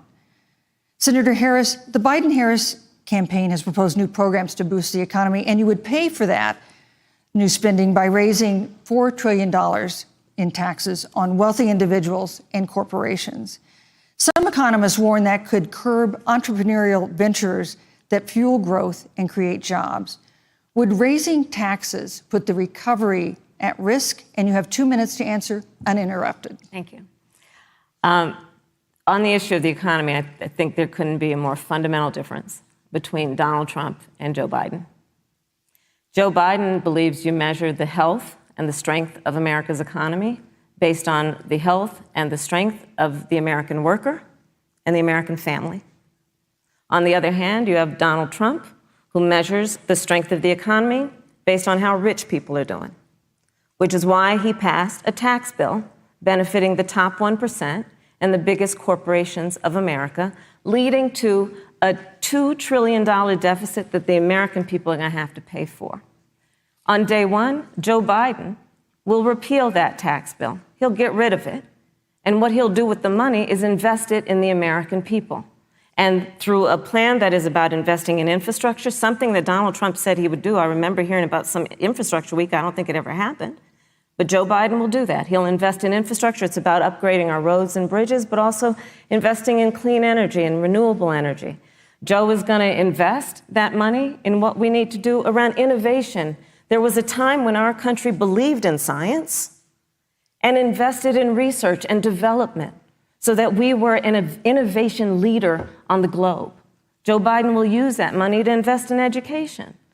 So, for example, for folks who want to go to a 2-year community college, it will be free. If you come from a family that makes less than $125,000, you'll go to a public university for free. And across the board, we'll make sure that if you have student loan debt, it's cut by $10,000. That's how Joe Biden thinks about the economy, which is it's about investing in the people of our country, as opposed to passing a tax bill, which had the benefit of letting American corporations go offshore to do their business. Thank you, Senator Harris. Vice President Pence, your administration has been predicting a rapid and robust recovery, but the latest economic report suggests that's not happening.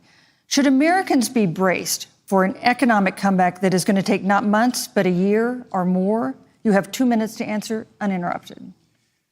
When President Trump and I took office, America had gone through the slowest economic recovery since the Great Depression. Because when Joe Biden was vice president, they tried to tax and spend and regulate and bail our way back to a growing economy. President Trump cut taxes across the board. Despite what Senator Harris says, the average American family of four had $2,000 in savings in taxes. And with the rise in wages that occurred, most predominantly for blue-collar, hardworking Americans, The average household income for a family of four increased by $4,000 following President Trump's tax cuts. But America, you just heard Senator Harris tell you, on day one, Joe Biden's going to raise your taxes. It's really remarkable to think, Susan. I mean, right after a time where we're going through a pandemic that lost 22 million jobs at the height, we've already added back 11.6 million jobs because we had a president who cut taxes, rolled back regulation, unleashed American energy, fought for free and fair trade, and secured $4 trillion from the Congress of the United States to give direct payments to families, save 50 million jobs through the Paycheck Protection Program. We literally have spared no expense to help the American people and the American worker through this. Joe Biden and Kamala Harris want to raise taxes. They want to bury our economy under a $2 trillion Green New Deal, which you were one of the original co-sponsors of in the United States Senate. They want to abolish fossil fuels and ban fracking, which would cost hundreds of thousands of American jobs all across the heartland. And Joe Biden wants to go back to the economic surrender to China, that when we took office, half of our international trade deficit was with China alone. And Joe Biden wants to repeal all of the tariffs that President Trump put into effect to fight for American jobs and American workers. Joe Biden says democracy's on the ballot. Make no mistake about it, Susan. The American economy, the American comeback is on the ballot with 4 more years of growth and opportunity, 4 more years of President Donald Trump. 2021 is going to be the biggest economic year in the history of this country. Thank you, Vice President Pence. Senator Harris. Well, I mean, I thought we saw enough of it in last week's debate, but I think this is supposed to be a debate based on fact and truth. And the truth and the fact is Joe Biden has been very clear. He will not raise taxes on anybody who makes less than $400,000 a year. He said he's going to repeal the Trump tax cuts. Mr. Vice President, I'm speaking. Well, I'm speaking. It'd be important if you said the truth. Joe Biden said twice in the debate last week that he's going to repeal the Trump tax cuts. That was tax cuts that gave the average working family $2,000 in a tax break every single year. Senator, that is absolutely not true. Is he only going to repeal part of the Trump tax cuts? If you don't mind letting me finish, we can then have a conversation, okay? Please. Okay.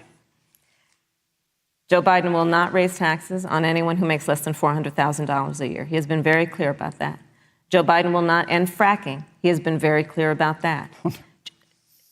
Joe Biden is the one who, during the Great Recession, was responsible for the Recovery Act that brought America back. And now the Trump-Pence administration wants to take credit when they rode the coattails of Joe Biden's success for the economy that they had at the beginning of their term. Of course, now the economy is a complete disaster.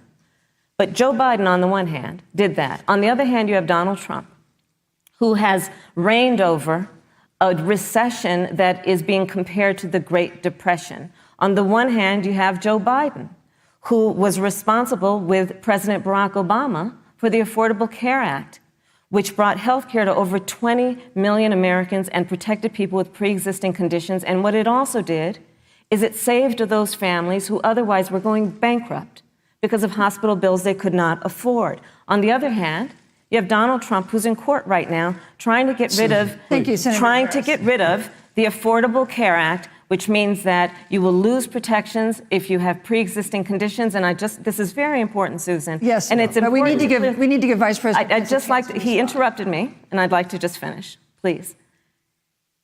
If you have a pre-existing condition, heart disease, diabetes, breast cancer, they're coming for you. If you love someone who has a pre-existing condition, they're coming for you. If you are under the age of 26 on your parents' coverage, they're coming for you. Senator Harris, thank you. You're welcome. Let me give you a chance to respond. Well, I hope we have a chance to talk about health care because Obamacare was a disaster. The American people remember it well. And President Trump and I have a plan to improve health care and to protect pre-existing conditions for every American. But look, Senator Harris, you're entitled to your own opinion, but you're not entitled to your own facts. You yourself said on multiple occasions when you were running for president that you would ban fracking. Joe Biden looked at a supporter in the eye and pointed and said, I guarantee that we will abolish fossil fuels. They have a $2 trillion version of the Green New Deal, Susan, that your newspaper, USA Today, said really wasn't that very different from the original Green New Deal. More taxes, more regulation, banning fracking, abolishing fossil fuel, crushing American energy, and economic surrender to China is a prescription for economic decline. President Trump and I will keep America growing. The V-shaped recovery that's underway right now will continue with 4 more years of President Donald Trump in the White House. Thank you very, very much, Vice President Pence. Once again, you've provided the perfect segue to a new topic, which is climate change. And Vice President Pence, I'd like to pose the first question to you. This year, we've seen record-setting hurricanes in the South. Another one, Hurricane Delta, is now threatening the Gulf. And we have seen record-setting wildfires in the West. Do you believe, as the scientific community has concluded, that man-made climate change has made wildfires bigger, hotter, and more deadly, and have made hurricanes wetter, slower, and more damaging? You have 2 minutes uninterrupted. Thank you, Susan. Well, first, I'm very proud of our record on the environment and on conservation. According to all of the best estimates, our air and land are cleaner than any time ever recorded. Our water is among the cleanest in the world. And just a little while ago, the President signed the Outdoors Act. It's the largest investment in our public lands and public parks in 100 years. So President Trump has made a commitment to conservation and to the environment. Now, with regard to climate change, the climate is changing. But the issue is, what's the cause and what do we do about it? President Trump has made it clear that we're going to continue to listen to the science. Now, Joe Biden and Kamala Harris would put us back in the Paris Climate Accord. They'd impose the Green New Deal, which would crush American energy, would increase the energy costs of American families in their homes, and literally would crush American jobs. And President Trump and I believe that the progress that we have made in a cleaner environment has been happening precisely because we have a strong free market economy. You know, what's remarkable is the United States has reduced CO2 more than the countries that are still in the Paris Climate Accord, but we've done it through innovation, and we've done it through natural gas and fracking, which, Senator, the American people can go look at the record. I know Joe Biden says otherwise now, as you do, but the both of you repeatedly committed to abolishing fossil fuel and banning fracking. And so by creating the kind of American innovation, we're actually steering toward a stronger and better environment. With regard to wildfires, President Trump and I believe that forest management has to be front and center, and even Governor Gavin Newsom from your state has agreed we've got to work on forest management. And with regard to hurricanes, the National Oceanic Administration tells us that actually as difficult as they are, Thank you, Vice President. There are no more hurricanes today than there were 100 years ago. Thank you. But many of the climate alarmists use hurricanes and wildfires to try and sell their bill of goods of a Green New Deal.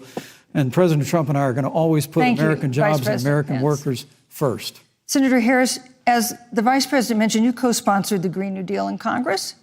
But Vice President Biden said in last week's debate that he does not support the Green New Deal. But if you look at the Biden-Harris campaign website, it describes the Green New Deal as a crucial framework. What exactly would be the stance of a Biden-Harris administration toward the Green New Deal? You have 2 minutes uninterrupted. Sure. So first of all, I will repeat, and the American people know, that Joe Biden will not ban fracking. That is a fact. That is a fact. I will repeat that Joe Biden has been very clear that he thinks about growing jobs, which is why he will not increase taxes for anyone who makes less than $400,000 a year. Joe Biden's economic plan, Moody's, which is a reputable Wall Street firm, has said will create 7 million more jobs than Donald Trump's. And part of those jobs that will be created by Joe Biden are going to be about clean energy and renewable energy. Because you see, Joe understands that the west coast of our country is burning, including my home state of California. Joe sees what is happening on the Gulf states, which are being battered by storms. Joe has seen and talked with the farmers in Iowa whose entire crops have been destroyed because of floods. And so Joe believes, again, in science. I'll tell you something, Susan. I served, when I first got to the Senate, on the committee that's responsible for the environment. Do you know this administration took the word science off the website and then took the phrase climate change off the website? We have seen a pattern with this administration, which is they don't believe in science. And Joe's plan is about saying we're going to deal with it, but we're also going to create jobs. Donald Trump, when asked about the wildfires in California, and the question was, the science is telling us this, you know what Donald Trump said? Science doesn't know.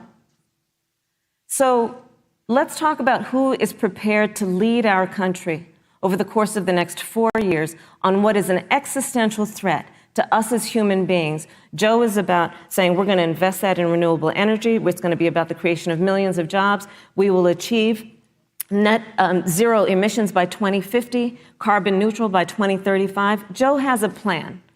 This has been a lot of talk from the Trump administration, and really it has been to go backward instead of forward. We will also re-enter the climate agreement with pride. Senator Harris just said that climate change is an existential threat. Vice President Pence, do you believe that climate change poses an existential threat? As I said, Susan, the climate is changing. We'll follow the science. But once again, Senator Harris is denying the fact that they're going to raise taxes on every American. Joe Biden said twice in the debate last week that on day one he was going to repeal the Trump tax cuts. Those tax cuts delivered $2,000 in tax relief to the average family of four across America. And with regard to banning fracking, I just recommend that people look at the record. You yourself said repeatedly that you would ban fracking. You were the first Senate co-sponsor of the Green New Deal. And while Joe Biden denied the Green New Deal, Susan, thank you for pointing out, the Green New Deal is on their campaign website. And as USA Today said, it's essentially the same plan as you co-sponsored with AOC when she submitted it in the Senate. And you just heard the senator say that she's going to resubmit America to the Paris Climate Accord. Look, the American people have always cherished our environment. We'll continue to cherish it. We've made great progress reducing CO2 emissions through American innovation and the development of natural gas through fracking. We don't need a massive $2 trillion Green New Deal that would impose all new mandates on American businesses and American families. Thank you. Joe Biden wants us to retrofit 4 million American business buildings. It makes no sense. It will cost jobs. President Trump is going to put America first. He's going to put jobs first, and we're going to take care of our environment and follow the science. Thank you, Vice President. On the issue of jobs, Senator Harris, let's talk about that. The Vice President earlier referred to, as part of what he thinks is an accomplishment, the President's trade war with China. You lost that trade war. You lost it. What ended up happening is because of a so-called trade war with China, America lost 300,000 manufacturing jobs. Farmers have experienced bankruptcy because of it. We are in a manufacturing recession because of it.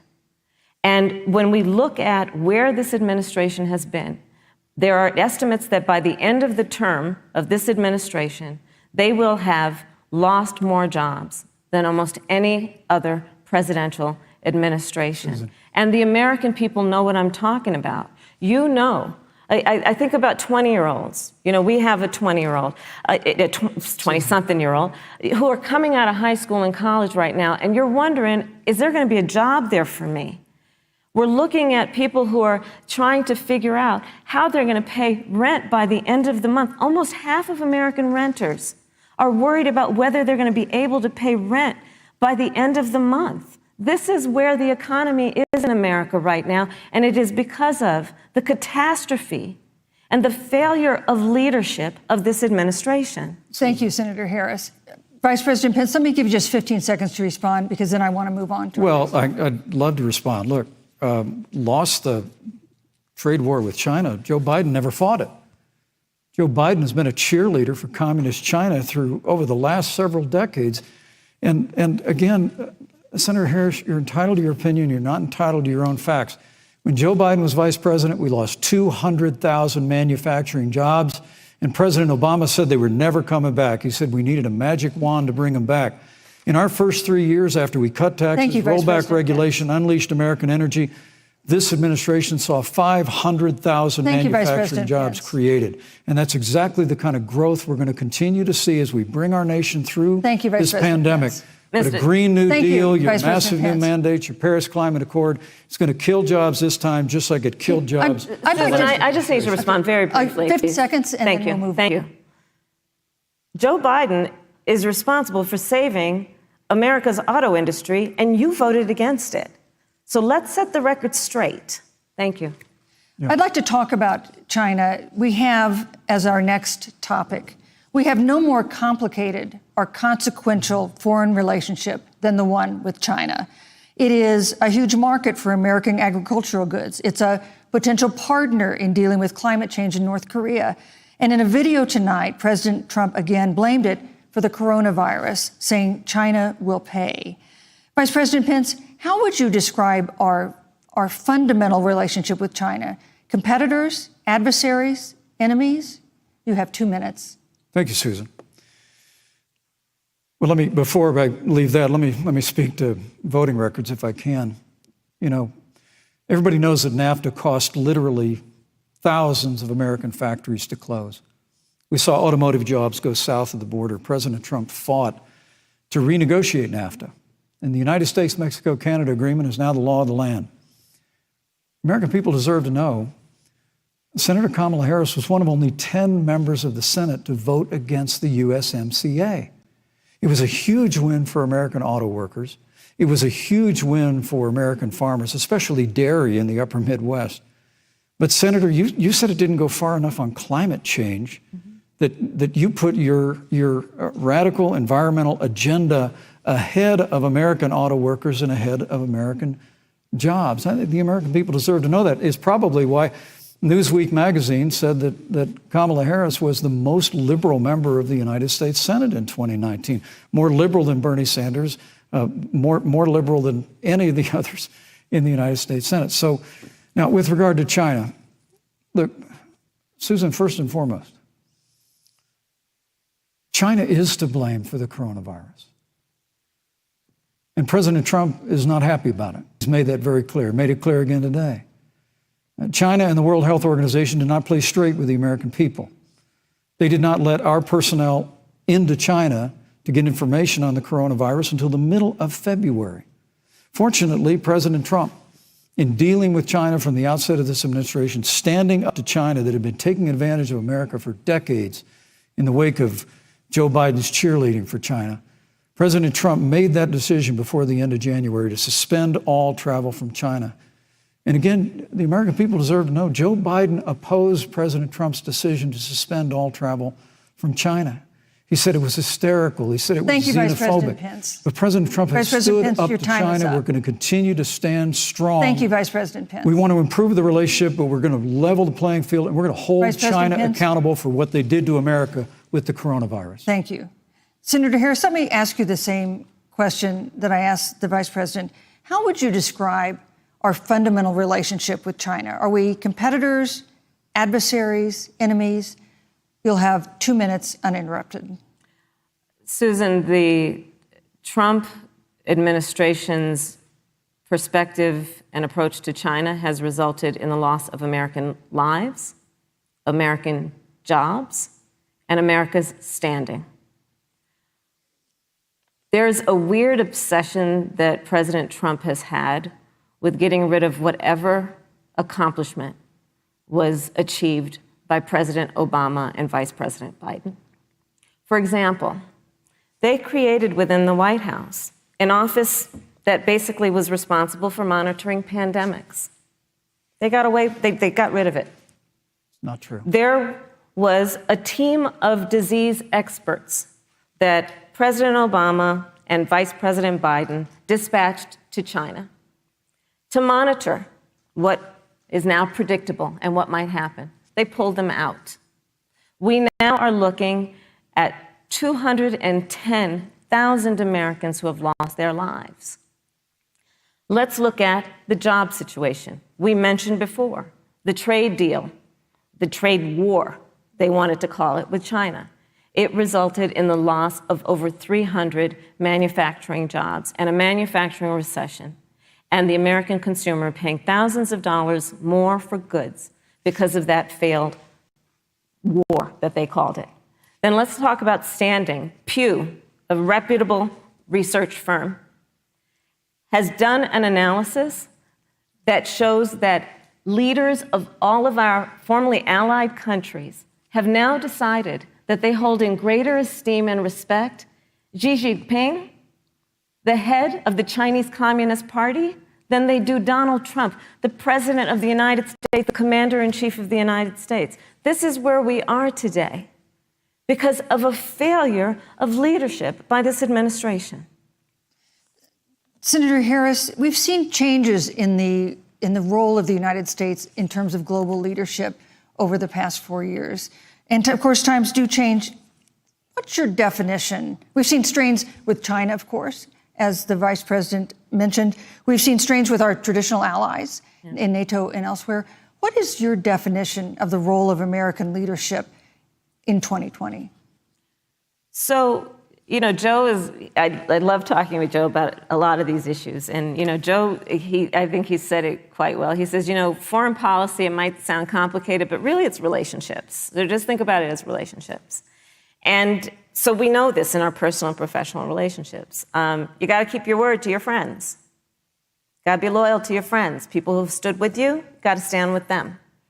You got to know who your adversaries are and keep them in check. But what we have seen with Donald Trump is that he has betrayed our friends and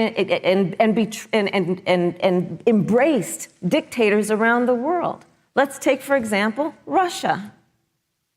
So, I serve on the Intelligence Committee of the United States Senate. America's intelligence community told us Russia interfered in the election of the President of the United States in 2016 and is playing in 2020. Christopher Wray, the director of the FBI, said the same. But Donald Trump, the Commander-in-Chief of the United States of America, prefers to take the word of Vladimir Putin over the word of the American intelligence community. You look at our friends at NATO. He has walked away from agreements. You can look at the Iran nuclear deal, which now has put us in a position where we are less safe because they are building up what might end up being a significant nuclear arsenal.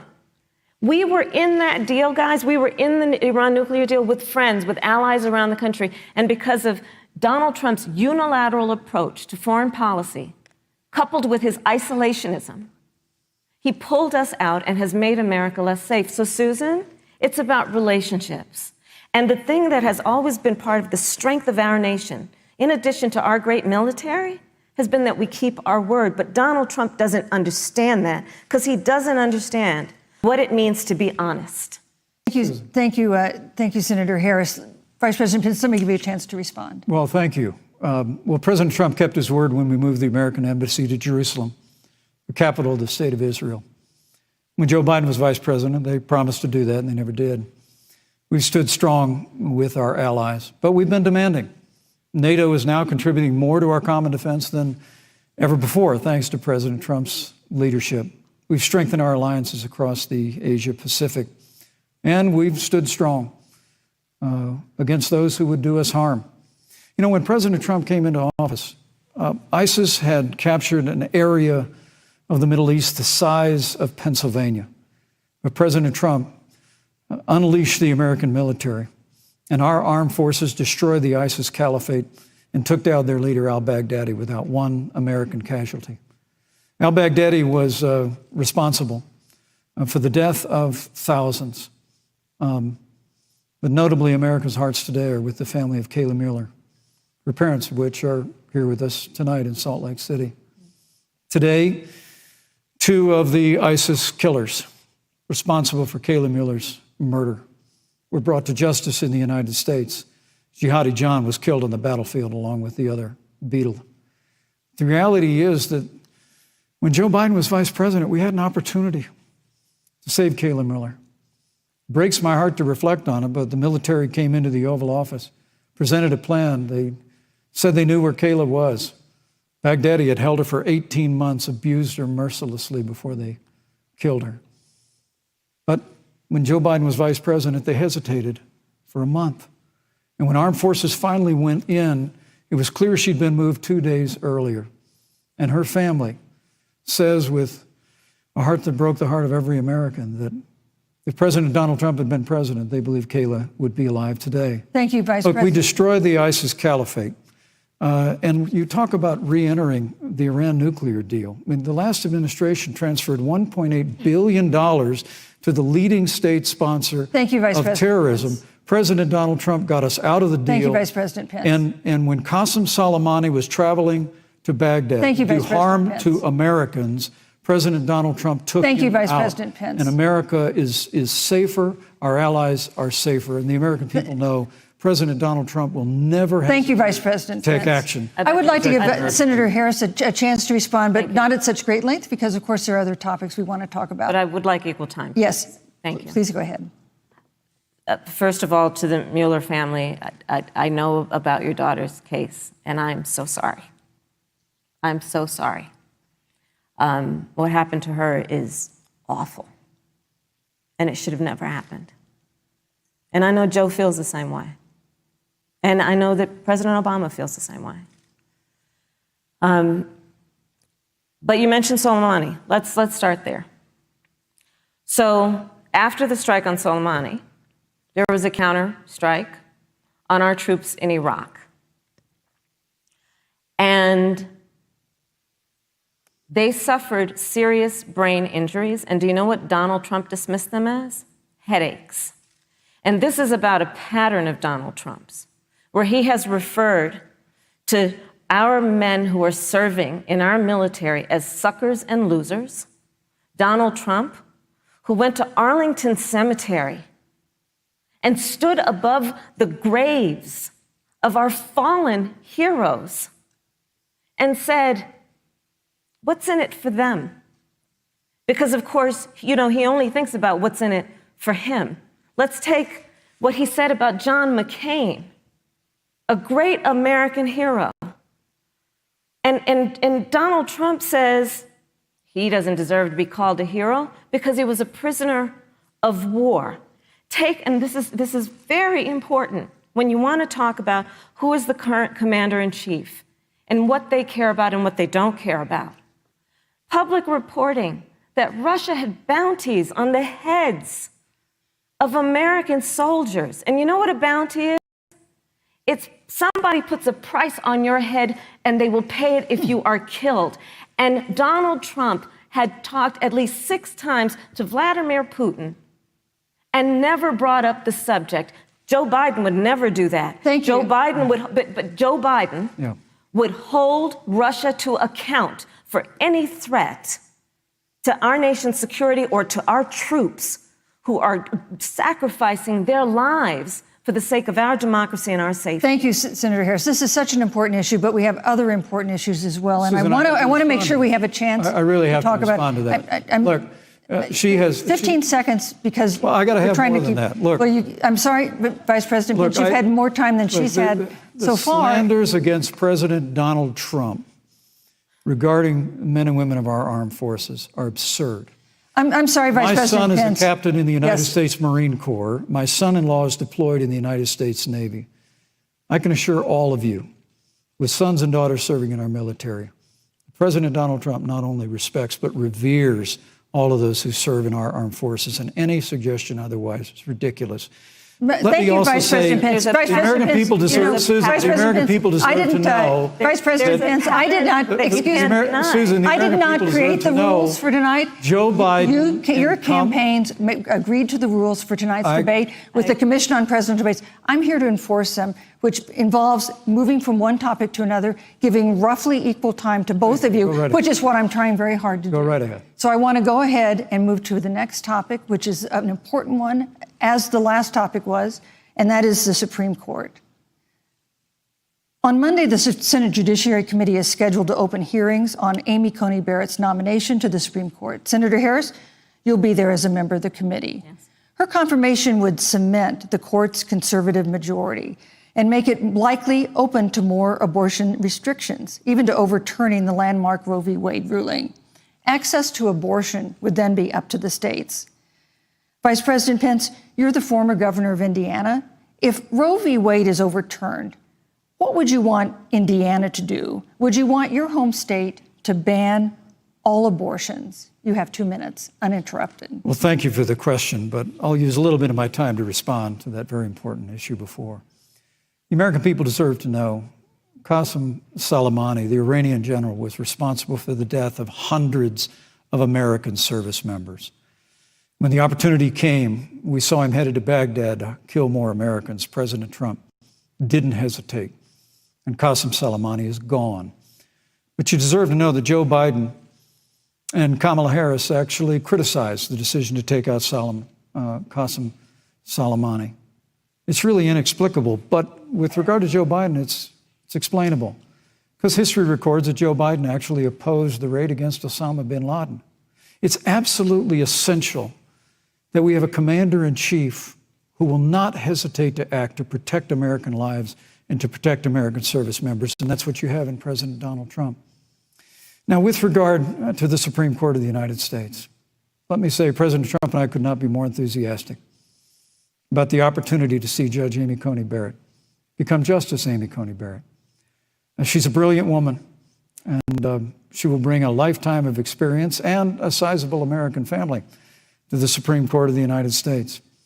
And our hope is, in the hearing next week, unlike Justice Kavanaugh received with treatment from you and others, we hope she gets a fair hearing. And we particularly hope that we don't see the kind of attacks on her Christian faith that we saw before. I mean, the Democrat chairman of the Judiciary Committee before, when Judge Barrett was being confirmed for the Court of Appeals, expressed concern that the dogma of her faith lived loudly in her. Dick Durbin of Illinois said that it was a concern.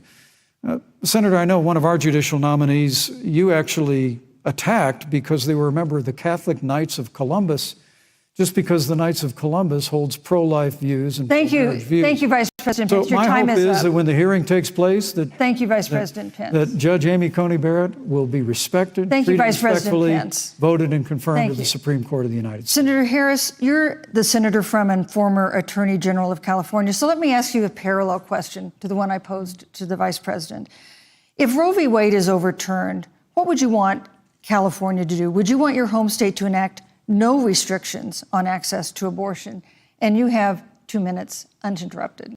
Thank you, Susan. First of all, Joe Biden and I are both people of faith, and it's insulting to suggest that we would knock anyone for their faith. And in fact, Joe, if elected, will be only the second practicing Catholic as President of the United States. On the issue of this nomination, Joe and I are very clear, as are the majority of the American people. We are 27 days before the decision about who will be the next president of the United States. And, you know, before, when this conversation has come up, you know, it's been about election year or election time. We're literally in an election. Over 4 million people have voted. People are in the process of voting right now. And so Joe has been very clear, as the American people are. Let the American people fill that seat in the White House, and then we'll fill that seat on the United States Supreme Court. And to your point, Susan, the issues before us couldn't be more serious. There's the issue of choice, and I will always fight for a woman's right to make a decision about her own body. It should be her decision and not that of Donald Trump and the Vice President, Michael Pence. But let's also look at what else is before the court. It's the Affordable Care Act. Like, literally in the midst of a public health pandemic, when over 210,000 people have died and 7 million people probably have what will be in the future considered a pre-existing condition because you contracted the virus. Donald Trump is in court right now trying to get rid of the Affordable Care Act. And I said it before, and it bears repeating. This means that there will be no more protections if they win for people with pre-existing conditions. Yeah. This means that over 20 million people will lose your coverage. It means that if you're under the age of 26, You can't stay on your parents' coverage anymore. And here's the thing. The contrast couldn't be more clear. They're trying to get rid of the Affordable Care Act. Joe Biden is saying, let's expand coverage. Let's give you a choice of a public option or private coverage. Let's bring down premiums. Thank you, Senator Let's Harris. lower Medicare eligibility to 60. Thank you, Senator. That's true Harris. leadership.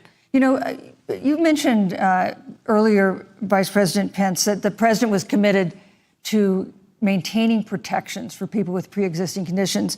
But you do have this court case that you are supporting, your administration supporting, that would strike down the Affordable Care Act. The president says, President Trump says that he's going to protect people with pre-existing conditions, but he has not explained how he would do that. And that was one of the toughest nuts to crack when they were passing the Affordable Care Act. So tell us specifically, how would your administration protect Americans with pre-existing conditions to have access to affordable insurance if the Affordable Care Act is struck down? Well, thank you, Susan. But let me just say, addressing your very first question, I couldn't be more proud to serve as vice president to a president who stands without apology for the sanctity of human life. I'm pro-life. I don't apologize for it. And this is another one of those cases where there's such a dramatic contrast. Joe Biden and Kamala Harris support taxpayer funding of abortion all the way up to the moment of birth. Late-term abortion. They want to increase funding to Planned Parenthood of America. Now, for our part, I would never presume how Judge Amy Coney Barrett would rule on the Supreme Court of the United States, but we'll continue to stand strong for the right to life. When you speak about the Supreme Court, though, I think the American people really deserve an answer, Senator Harris. Are you and Joe Biden going to pack the court if Judge Amy Coney Barrett is confirmed? I mean, there have been 29 vacancies on the Supreme Court during presidential election years, from George Washington to Barack Obama. Presidents have nominated in all 29 cases. But your party is actually openly advocating adding seats to the Supreme Court, which has had 9 seats for 150 years, if you don't get your way. This is a classic case of if you can't win by the rules, you're going to change the rules. Now, you've refused to answer the question. Joe Biden has refused to answer the question. So I think the American people would really like to know, if Judge Amy Coney Barrett is confirmed to the Supreme Court of the United States, are you and Joe Biden, if somehow you win this election, going to pack the Supreme Court to get your way? I'm so glad we went through a little history lesson. Let's do that a little more. In 1864... Well, I'd like you to answer the question. No, Mr. Vice President, I'm speaking. I'm speaking. Okay. In 1864, one of the, I think, political heroes, certainly of the president, I assume of you also, Mr. Vice President, is Abraham Lincoln. Mm-hmm. Abraham Lincoln was up for re-election. And it was 27 days before the election. And a seat became open on the United States Supreme Court. Abraham Lincoln's party was in charge not only of the White House, but the Senate. But Honest Abe said it's not the right thing to do. The American people deserve to make the decision about who will be the next president of the United States. And then that person can select who will serve for a lifetime on the highest court of our land. And so Joe and I are very clear. The American people are voting right now. And it should be their decision about who will serve on this most important body for a lifetime. Thank you, and Senator Harris. People, Susan, are voting right now. They'd like to know if you and Joe Biden are going to pack the Supreme Court if you don't get your way in this nomination. Let's talk about packing. You once again gave a non-answer. Joe Biden gave a non-answer. Trying to answer you now. The American people deserve a straight answer. And if you haven't figured it out yet, the straight answer is they are going to pack the Supreme Court if they somehow win this election.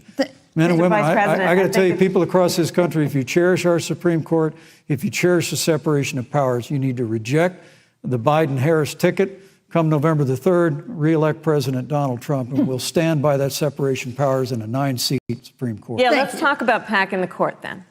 Let's talk about the fact. Yeah, I'm about to. So the Trump-Pence administration has been, because I sit on the Senate Judiciary Committee, Susan, as you mentioned, and I've witnessed the appointments for lifetime appointments to the federal courts, district courts, courts of appeal. People who are purely ideological, people who have been reviewed by by legal professional organizations and found to have been not competent are substandard. And do you know that of the 50 people who President Trump appointed to the Court of Appeals for lifetime appointments, not one is black? This is what they've been doing. You want to talk about packing a court? Let's have that discussion. All right, thank you. Thank you, Senator. Let's go on and talk about the issue of racial justice. I just want the record to reflect she never answered the question. So I think maybe the next debate, Joe Biden will answer the question, but I think the American people know the answer. Thank you, Vice President. In March, Breonna Taylor, a 26-year-old emergency room technician in Louisville, was shot and killed after police officers executing a search warrant in a narcotics investigation broke into her apartment. The police said they identified themselves. Taylor's boyfriend said he didn't hear them do that. He used a gun registered to him to fire a shot, which wounded an officer. The officers then fired more than 20 rounds into the apartment. They say they were acting in self-defense. None of them have been indicted in connection with her death. Senator Harris, in the case of Breonna Taylor, was justice done? You have 2 minutes. I don't believe so. And I've talked with Breonna's mother, Tamika Palmer, and her family. And her family deserves justice. She was a beautiful young woman. She had as her life goal to become a nurse, and she wanted to become an EMT to first learn what's going on out on the street so she could then become a nurse and save lives. And her life was taken unjustifiably and tragically and violently. And it brings me to, the 8 minutes and 46 seconds that America witnessed, during which an American man was tortured and killed under the knee of an armed, uniformed police officer. And people around our country of every race, of every age, of every gender, perfect strangers to each other, marched shoulder to shoulder, arm in arm, fighting for us to finally achieve that ideal of equal justice under law. And I was a part of those peaceful protests. And I believe strongly that, first of all, we are never going to condone violence, but we always must fight for the values that we hold dear, including the fight to achieve our ideals. And that's why Joe Biden and I have said on this subject, look, and I'm a former career prosecutor. I know what I'm talking about. Bad cops are bad for good cops. We need reform of our policing in America and our criminal justice system, which is why Joe and I will immediately ban chokeholds and carotid holds. George Floyd would be alive today if we did that. We will require a national registry for police officers who break the law. We will, on the issue of criminal justice reform, get rid of private prisons and cash bail, and we will decriminalize marijuana, and we will expunge the records of those who have been convicted of marijuana. This is the time for leadership on a tragic issue of unarmed black people in America who have been killed. Thank you, Senator Harris. Vice President Pence, let me pose the same question to you. In the case of Breonna Taylor, was justice done? You have 2 minutes, uninterrupted. Well, our heart breaks for the loss of any innocent American life. And the family of Breonna Taylor has our sympathies. But I trust our justice system, a grand jury that refused the evidence. And it really is remarkable that as a former prosecutor, you would assume that an impaneled grand jury looking at all the evidence got it wrong. But you're entitled to your opinion, Senator. I think, look, and with regard to George Floyd, there's no excuse for what happened to George Floyd. And justice will be served. But there's also no excuse for the rioting and looting that followed. I mean, it really is astonishing. Flora Westbrook is with us here tonight in Salt Lake City. Just a few weeks ago, I stood at what used to be her salon. Was burned to the ground by rioters and looters. And Flora is still trying to put her life back together. And I must tell you, this presumption that you hear consistently from Joe Biden and Kamala Harris, that America is systemically racist. And that, as Joe Biden said, that he believes that law enforcement has an implicit bias against minorities is a great insult to the men and women who serve in law enforcement. And I want everyone to know who puts on the uniform of law enforcement every day that President Trump and I stand with you. And it is remarkable that when Senator Tim Scott tried to pass a police reform bill, brought together a group of Republicans and Democrats, Senator Harris, you got up and walked out of the room. And then you filibustered Senator Tim Scott's bill on the Senate floor that would have provided new accountability, new resources. But we don't have to choose between supporting law enforcement, improving public safety, and supporting our African American neighbors and all of our minorities. Under President Trump's leadership, we'll always stand with law enforcement, and we'll do what we've done from day one, and that is improve the lives of African Americans. Thank you, Vice President Pence. Record unemployment, record investments in education, and we'll fight for school choice for all of our minorities. Thank you, Vice President. I'd like to respond. Senator Harris. I will not sit here and be lectured by the Vice President on what it means to enforce the laws of our country. I am the only one on this stage who has personally prosecuted everything from child sexual assault to homicide. I'm the only one on this stage who has prosecuted the big banks for taking advantage of America's homeowners. I'm the only one on this stage who prosecuted for-profit colleges for taking advantage of our veterans. And the reality of this is that we are talking about an election in 27 days, where last week the President of the United States took a debate stage in front of 70 million Americans and refused to condemn white supremacists. Not true. And not true. It wasn't like he didn't have a chance. He didn't do it, and then he doubled down.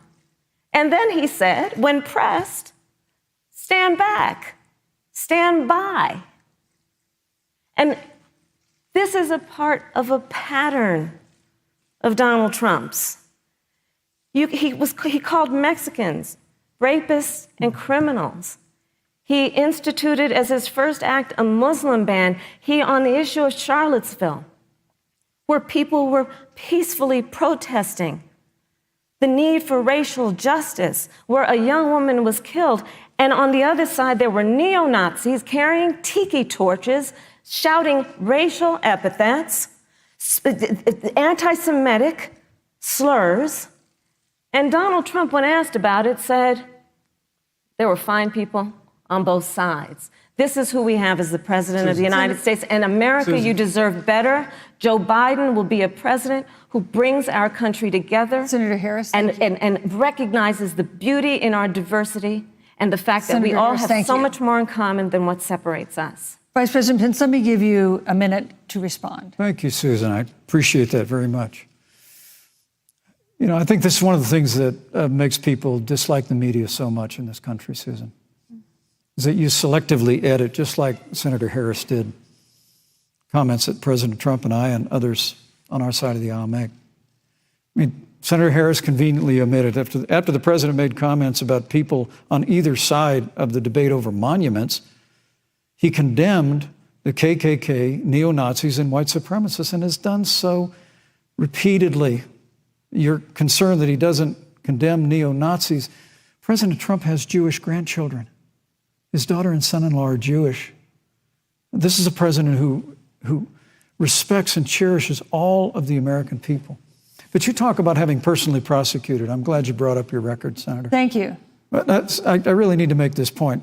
When you were DA in San Francisco, when you left office, African Americans were 19 times more likely to be prosecuted for minor drug offenses than whites and Hispanics. When you were Attorney General of California, you increased the disproportionate incarceration of blacks in California. Yeah. You did nothing on criminal justice reform in California. You didn't lift a finger to pass the First Step Act on Capitol Hill. I mean, the reality is your record speaks for itself. President Trump and I have fought for criminal justice reform. Thank you, Vice President We fought Pence. for educational choice and opportunities for African Americans, all of our Thank you, minorities. sir. And we'll do it for 4 more Thank years. you. You know, there is no more important issue than the final issue that we're going to talk about tonight, and that is the issue of the election itself. Susan, he attacked my record. I would like an opportunity to respond. Let me give you 30 seconds because we're running out of time. I appreciate that. First of all, having served as the Attorney General of the state of California, the work that I did is a model of what our nation needs to do, and we will be able to do under a Joe Biden presidency. Our agenda includes what this administration has failed to do. It will be about not only instituting a ban on chokeholds and carotid holes. Thank you. Not only. Thank you, Senator I would Harris. like to go through. These are points that you made earlier in the hour, and I want to talk about the election itself before we have to. But I want to talk about the connection between what Joe and I will do and my record, which includes I was the first statewide officer to institute a requirement that my agents would wear body cameras and keep them on full time. We were the first to initiate a requirement that there would be a training for law enforcement on implicit bias because, yes, Joe Biden and I recognize that implicit bias does exist, Mr. Vice President, contrary to what you may believe. We did the work of instituting reforms that were about investing in reentry. This is the work that we have done and the work we will do going forward. And again, I will not be lectured by the Vice President on our record of what we have done in terms of law enforcement and keeping our communities safe and a commitment to reforming the criminal justice system of America. Thank you, Senator Harris. And I'd like to pose I'd like you to respond first to the question on our final topic, the election itself. President Trump has several times refused to commit himself to a peaceful transfer of power after the election. If your ticket wins and President Trump refuses to accept a peaceful transfer of power, what steps would you and Vice President Biden then take? What would happen next? You have 2 minutes. So I'll tell you, Joe and I are, I think, particularly proud of the coalition that we've built around our campaign. We probably have one of the broadest coalitions of folks that you've ever seen in a presidential race. Of course, we have the support of Democrats, but also independents and Republicans. In fact, 7 members of President George W. Bush's cabinet are supporting our ticket. We have the support of Colin Powell, Cindy McCain, John Kasich, over 500 generals, retired generals, and former national security experts and advisors are supporting our campaign. And I believe they are doing that because they know that Joe Biden has a deep, deep-seated commitment to fight for our democracy and to fight for the integrity of our democracy and to bring integrity back to the White House. And so we believe in the American people. We believe in our democracy. And here's what I'd like to say to everybody. Vote. Please vote. Vote early. Come up with a plan to vote. Go to iwillvote.com. You can also go to joebiden.com. We have it within our power in these next 27 days to make the decision about what will be the course of our country for the next 4 years. And it is within our power, and if we use our vote and we use our voice, we will win. And we will not let anyone subvert our democracy with what Donald Trump has been doing, as he did on the debate stage last week, when again in front of 70 million people, he openly attempted to suppress the vote. Joe Biden, on the other hand, on that same debate stage, because clearly Donald Trump doesn't think he can run on a record because it's a failed record, Joe Biden on that stage said, hey, just please vote. So I'll repeat what Joe said. Please vote. Thank you, Senator. Vice President Pence, President Trump has several times refused to commit himself to a peaceful transfer of power after the election. If Vice President Biden is declared the winner and President Trump refuses to accept a peaceful transfer of power, what would be your role and responsibility as vice president? What would you personally do? You have 2 minutes. Well, Susan, first and foremost, I think we're going to win this election. Because while Joe Biden and Kamala Harris rattle off a long litany of the establishment in Washington, D.C., an establishment that Joe Biden's been a part of for 47 years, President Donald Trump has launched a movement of everyday Americans from every walk of life. And I have every confidence that those same Americans that delivered that historic victory in 2016, they see this president's record where we rebuild our military, we revived our economy through tax cuts and rolling back regulation, fighting for fair trade, unleashing American energy. We appointed conservatives to our federal courts at every level. And we stood with the men and women of law enforcement every single day. And I think that movement of Americans has only grown stronger in the last 4 years. But when you talk about accepting the outcome of the election, I must tell you, Senator, your party has spent the last 3.5 years trying to overturn the results of the last election. It's amazing. When Joe Biden was vice president of the United States, the FBI actually spied on President Trump and my campaign. I mean, there were documents released this week that the CIA actually made a referral to the FBI documenting that those allegations were coming from the Hillary Clinton campaign. And of course, we've all seen the avalanche, what you put the country through for the better part of 3 years until it was found that there was no obstruction, no collusion, case closed. And then, Senator Harris, you and your colleagues in the Congress tried to impeach the President of the United States over a phone call. And now Hillary Clinton has actually said to Joe Biden that in her words, under no circumstances should he concede the election. So let me just say, I think we're going to win this election. President Trump and I are fighting every day in courthouses to prevent Joe Biden and Kamala Harris from changing the rules and creating this universal mail-in voting that will create a massive opportunity for voter fraud. And we have a free and fair election. We know we're going to have confidence in it. And I believe in all my heart that President Donald Trump's going to be reelected for 4 more years. You know, I've written all the questions that I've asked tonight, but for the final question of the debate, I'd like to read a question that someone else wrote. The Utah Debate Commission asked students in the state to write essays about what they would like to ask you. And I want to close tonight's debate with the question posed by Brecklin Brown. She's an 8th grader at Springville Junior High in Springville, Utah. And here's what she wrote, quote, "When I watch the news, all I see is arguing between Democrats and Republicans. When I watch the news, all I see is citizen fighting against citizen. When I watch the news, all I see are 2 candidates from opposing parties trying to tear each other down. If our leaders can't get along, how are the citizens supposed to get along?" And then she added, "Your examples could make all the difference to bring us together," end quote. So to each of you in turn, I'd like you to take 1 minute and respond to Brecklin. Vice President Pence, you have 1 minute. Brecklin, it's a wonderful question. And let me just commend you for taking an interest in public life. I started following the news when I was very young. And in America, we believe in a free and open exchange of debate. And we celebrate that. And it's how we've created literally the freest and most prosperous nation in the history of the world. But I would tell you that don't assume that what you're seeing on your local news networks is synonymous with the American people. You know, I look at the relationship between Justice Ruth Bader Ginsburg, the late justice who we just lost from the Supreme Court, and the late Justice Antonin Scalia. They were on polar opposites on the Supreme Court of the United States, one very liberal, one very conservative. But what's been learned since her passing was the 2 of them and their families were the very closest of friends. I mean, here in America, we can disagree. We can debate vigorously, as Senator Harris and I have on this stage tonight. But when the debate is over, we come together as Americans.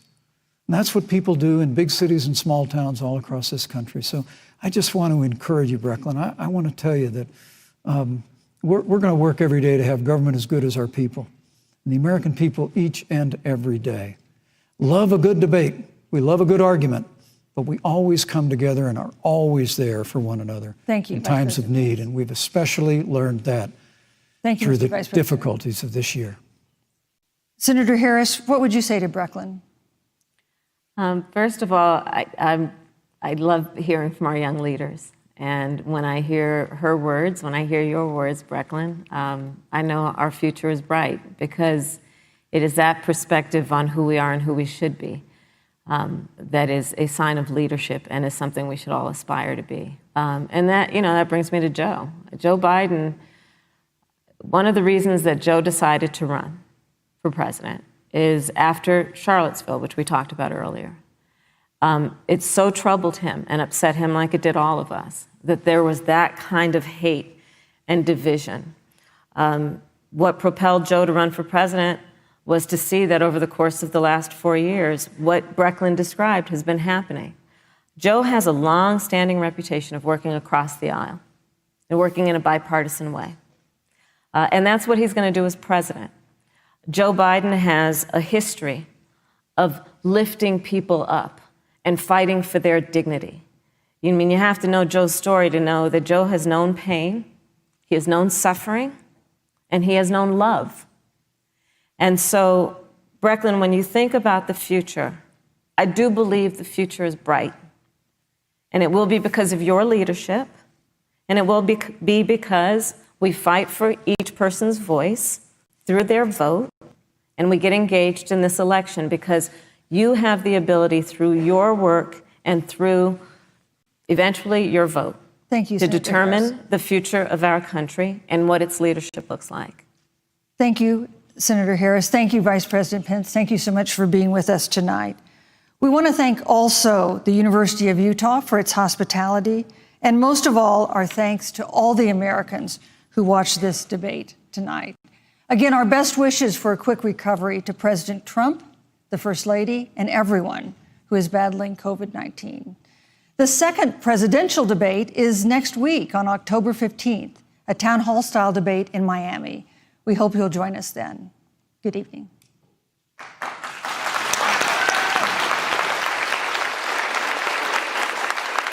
I'll leave it.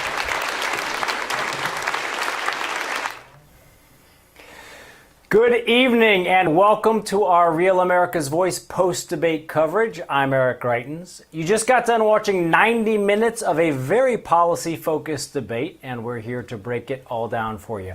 We've got a great crew. Joining me to add their insight and analysis is our America's Voice news contributor, Raheem Kassam, editor-in-chief of the National Pulse, the president of programming, Dr. Gina Loudon, here at Real America's Voice, and Just the News editor-in-chief, John Solomon. First, I want to start by just going around, guys, getting some initial thoughts from you. Raheem, what did you think? Who won the debate? What were the most important moments? I think the vice president won the debate. My first takeaway is that Kamala Harris has three settings. She has smug, she has hectoring, and she has smug and hectoring. And that really came across tonight. Her body language is off. Her mannerisms were off. She was getting riled up very quickly and snapping back and being very snippy and schoolmarmish. That'll very much hurt her. I gave her about 4.5 out of 10. I think Mike Pence gets an 8 out of 10 from me. Yeah, I thought he was really solid. Dr. Gina, what did you think? I thought that Kamala came across as very patronizing and a little immature, honestly. I was expecting adults at the table tonight. I really thought that she would take advantage of the fact that she's a woman, and traditionally we know that when you have a man and a woman matched up on a debate stage, if the man decides to hit the woman hard, that can sometimes look aggressive. I thought she would play to that.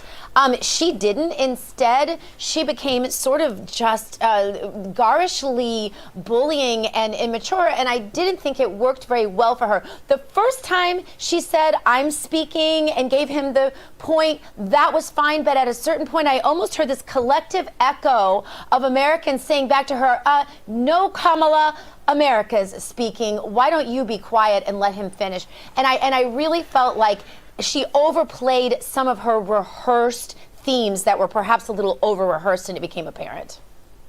Yeah, and John, what about you? Initial first reactions, who won the debate, most important moments to come out of it?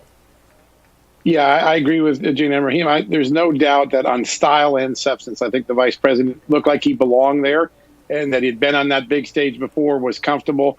Kamala Harris didn't feel authentic, and that's very important when you're looking into the camera, talking to the American people. She felt over-rehearsed and in some cases irritated, disoriented. I think that the vice president had a better debate tonight, no doubt. And I think the moment everyone's going to remember is the moment when Kamala Harris was given not one, not two, not three, but 4 opportunities to answer a very simple question. Are you going to stack the court? And she couldn't do it. That's the sort of doublespeak, the sort of skip hopping that Americans don't want to see from their politicians. She whiffed on that question. I think that's going to resonate in ways that we don't yet see measured tonight. Yeah, I thought that was an important moment. And Raheem, I also thought that as the debate went on, it seemed to me that Kamala Harris, once she got off of that first kind of 10 or 15 minutes of prepared and rehearsed remarks, really kind of fell apart. Certainly fell apart from a style perspective in terms of the way that she was making her points. But I also felt like whether it was talking about the United States military, about American foreign policy, about the record on the economy, about coronavirus, about trade relations, that the vice president did a very good job of bringing out a cool, clear, in many cases commanding case about what he and the president had done, about what they were going to do. And it really seemed that Senator Harris was just kind of flustered in a lot of those moments. And it seemed to me that as the debate went on, the vice president's strength became that much more clear. Yeah, I agree with that. I mean, she got rocked, she got rattled, and then she got wrecked, is what happened. In that order, you could see it taking place. And she had a few lines that she wanted to go to. They didn't really land. And she ended up regurgitating a lot of the hoaxes, like the Charlottesville hoax and that lie. And it's things that people are exhausted of, just hearing the lie repeated time and time again now. You know, Mike Pence was surprisingly, I think he won a lot of fans tonight. He was surprisingly detailed on things like climate change and the wildfires, which people wouldn't have necessarily expected from a Republican vice president. And I want to ask you, Eric, how you felt, because there was that moment about Iran and Soleimani, and you know the Atlantic story about the president and his respect for the troops. That you've served in the armed forces. You're very well decorated. You served your country. What did you think about that moment? Well, you know, look, I served in Iraq. My team was hit by a suicide truck bomb. I was fortunate that my wounds were minor, but a lot of other guys who I was serving with were hurt far worse than I was. I had a lot of friends who lost their lives overseas. I have appreciated the way that President Trump and Vice President Pence have taken the fight to America's enemies. I thought, as you said, the vice president did a very good job talking about the facts of their record. And when he talked about ISIS and he talked about their record in Iraq, he made very clear about what they did when they unleashed what were largely special operations forces in the fight against ISIS. And he made clear that we had inherited from the Obama-Biden administration a resurgent ISIS, which was covering an area, as the vice president said, as large as Pennsylvania. And they took the fight to him, and they won that fight, and they went after America's enemies. And I thought he did a very good job of making those points. Do you know Jihadi John went to the same university as I did? I did. He was 2 years below me, but I never met him because he would never come down to the pub. Well, it's good. It's good to know. Now, I want to turn to you, John. One of the things that I noticed, and I'm sure that you did, that it was your reporting at justthenews.com that the vice president ended with. Towards the very end of the debate, one of the things that he brought up is that you and the reporters who you're working with at justthenews.com have really unearthed this story about how the CIA, America's principal spy agency, warned the FBI, America's principal law enforcement agency, that the Clinton campaign was pushing this Russia collusion hoax. That warning came in 2016. The vice president brought it up towards the end of the debate. Tell me first, like, what it was like to see your reporting actually come out in that debate. And do you think that this is a story that's going to follow over the course of the next couple weeks leading up to Election Day? Well, you know, the vice president and the president both been frustrated that the mainstream media wouldn't cover this story. Well, they found the biggest stage in which to make sure it got attention tonight. I think that's important for the American public. They've had this drowned out by the mainstream media that wouldn't talk about it, and Vice President Pence put it front and center. I think Pence had many moments where he counterpunched and really hurt Kamala Harris. She talked about when they got to the trade deficit and trade deals, he turned around and said, You were one of only 10 senators who voted against the new Mexico-Canada free trade agreement. And you held out for what? You held out for some liberal, crazy, extreme environmental policy. And I think that one really landed hard. He had several moments like that when we got to the issue of military. He reminded everybody Donald Trump took out Soleimani, and Vice President Joe Biden was against taking out Osama bin Laden. I think those are some pretty important moments tonight, along with getting in the fact that the Russia scandal is a real scandal, and it's really a Clinton, Biden, Obama scandal, not a Donald Trump scandal.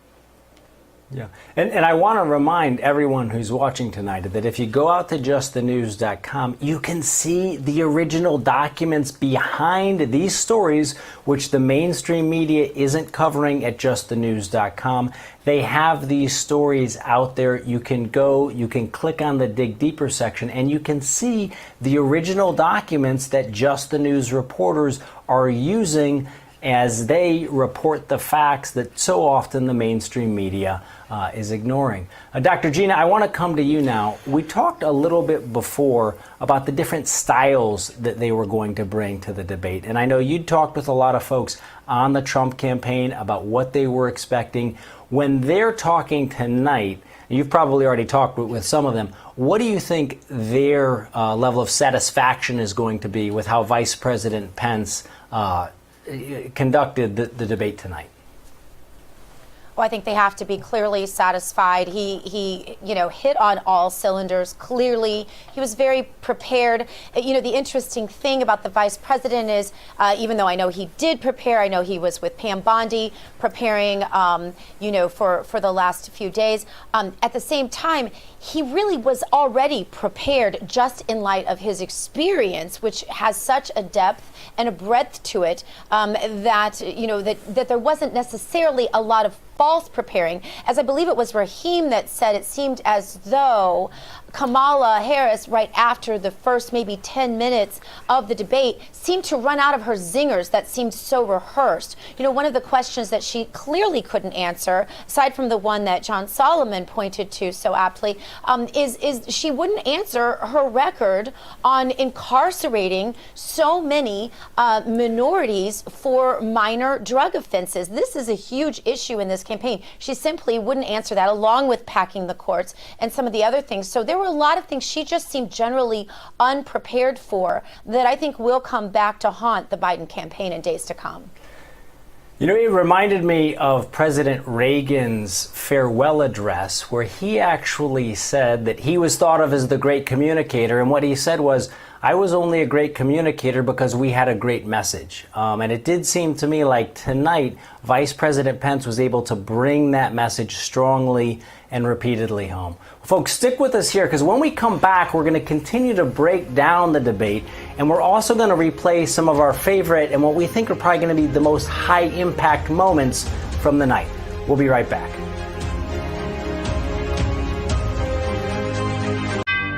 Brett Favre, legendary quarterback. Jerry Rice, legendary wide receiver. You ready for your weekly meeting? Yeah, we're ready. Let's do this. Let's stack the deck. When legends play, they wear Copperfit Advanced Back Pro. Copperfit's best-selling compression back support just got better with new double-band adjustable supports for customizable compression when you need it most. Since I put this on, I feel so much better. The core is the most important thing. To know that I'm stabilized here. Whatever I'm doing, I can give it 100%. 4 built-in stabilizing supports designed to improve posture and help reduce lower back stress and strain. You have back pain and it's affecting your everyday life. You do something. If you can find something to help you get back out and be active like Copperfit, go for it. Absolutely. Do not give up. A high-performance compression fabric infused with the powerful properties of copper, 360-degree flexible mobility, and lightweight, durable construction. Nothing more painful than having back pains. If you're aching, if you feel like you can't work out anymore, you can. And that's with Copperfit. Yeah. It's for all of us who still want to be active, still want to compete. Way to go. That's what I'm talking about. Man, this really does feel good. It feels to me like the fountain of youth. Copperfit's best-selling back support just got bigger, badder, and better. Or call 1-800-944-5851. Or on the web at advancedbackpro.com. Get yours now for only $19.99. This does feel good. That's what I've been saying. You think it was fair? It was fun. Play for the love of the game. Copperfit, live limitless.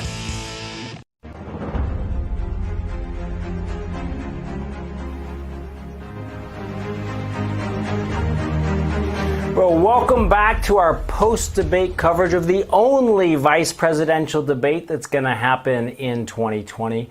Raheem, Gina, John, let's talk now about some of the biggest and most high-impact moments. One of the points that the vice president kept repeatedly making was he said, Senator Harris, you're entitled to your opinions, but not to a different set of facts. Let's actually roll that right here so everybody can take a look. But look, Senator Harris, you're entitled to your own opinion, but you're not entitled to your own facts. And it seemed to me like repeatedly the vice president was trying to make a case about the facts. And again, whether it was on the Paris Climate Accord, about the record on conservation, the economy, there were facts behind every point that the vice president made. And strictly on the matter of facts, how do you think this, if someone were to read this debate, who do you think won on points? Well, I think the point of that, and by the way, that's originally a Daniel Patrick Moynihan quote, you're entitled to your own opinion, not your own facts. And Maura Moynihan, his daughter, actually comes on the War Room show, and she's probably one of the biggest Chinese Communist Party hawks out there. So it was a really appropriate quote for the vice president to be making. Look, if you read it, it was clear who was willing to answer the questions in detail and who wasn't.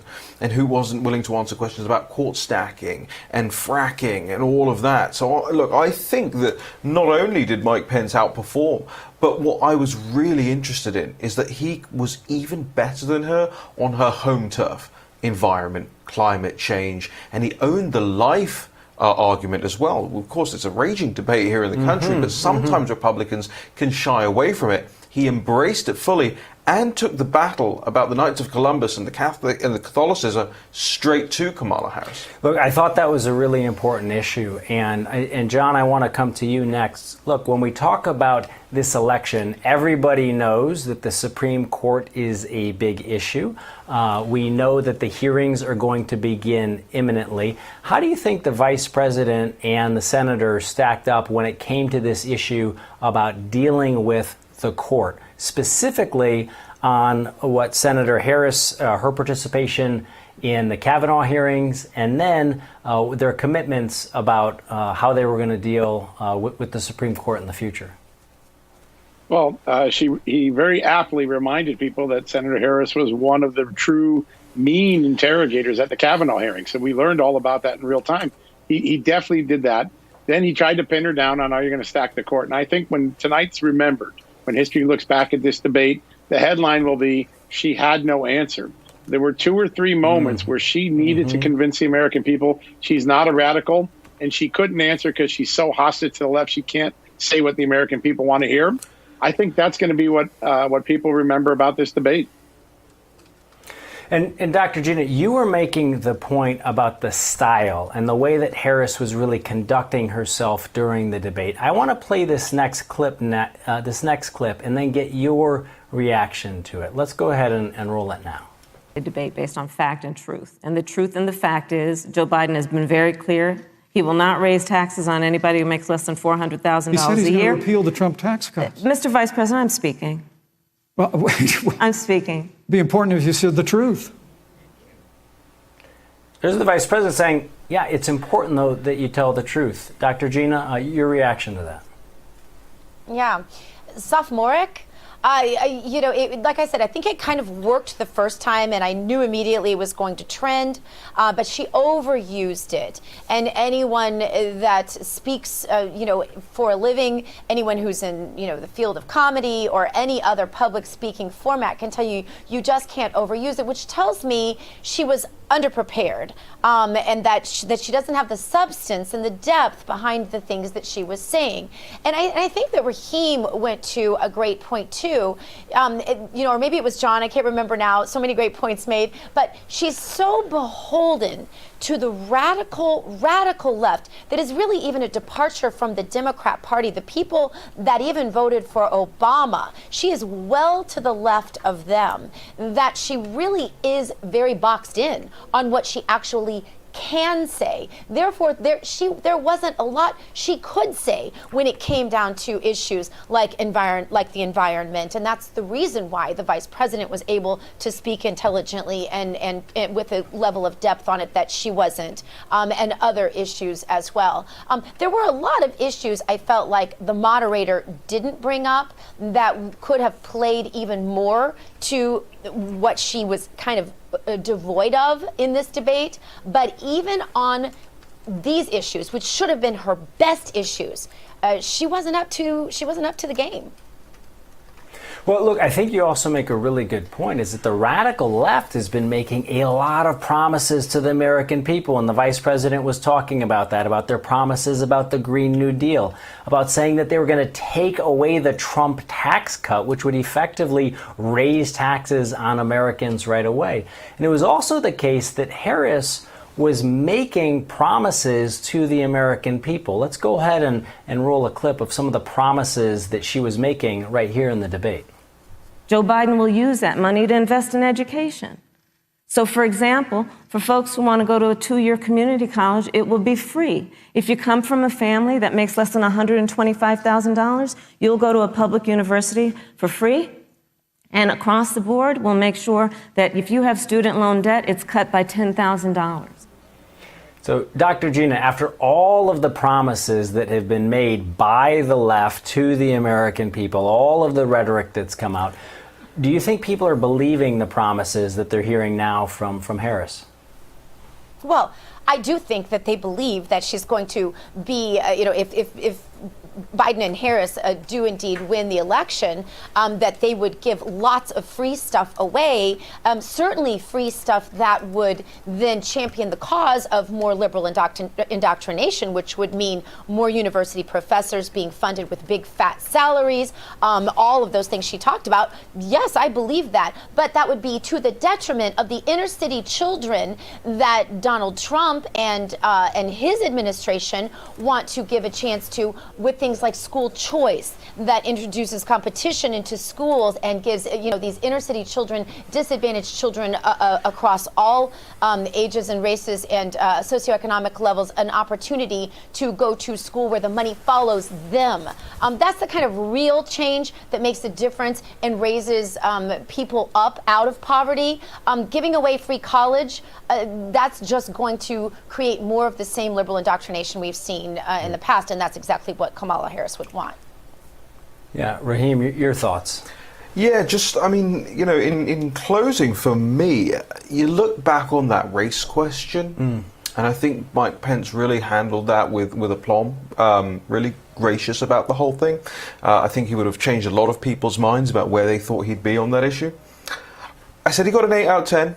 And that's because I think he could have been stronger on the China stuff. He really could have gone after Joe Biden and Kamala Harris's record on China, but that's okay. It was still strong. And it was a great ending on accepting the result of the election and mail-in voting. My takeaway from this, however, is that you'll see that the Lincoln Project and all these Never Trumper groups are pushing this line that the president's not well, and that line's going to go away for the next couple of days, because America would be like, so that means that Mike Pence would be president, and he's great. We saw what he had to offer.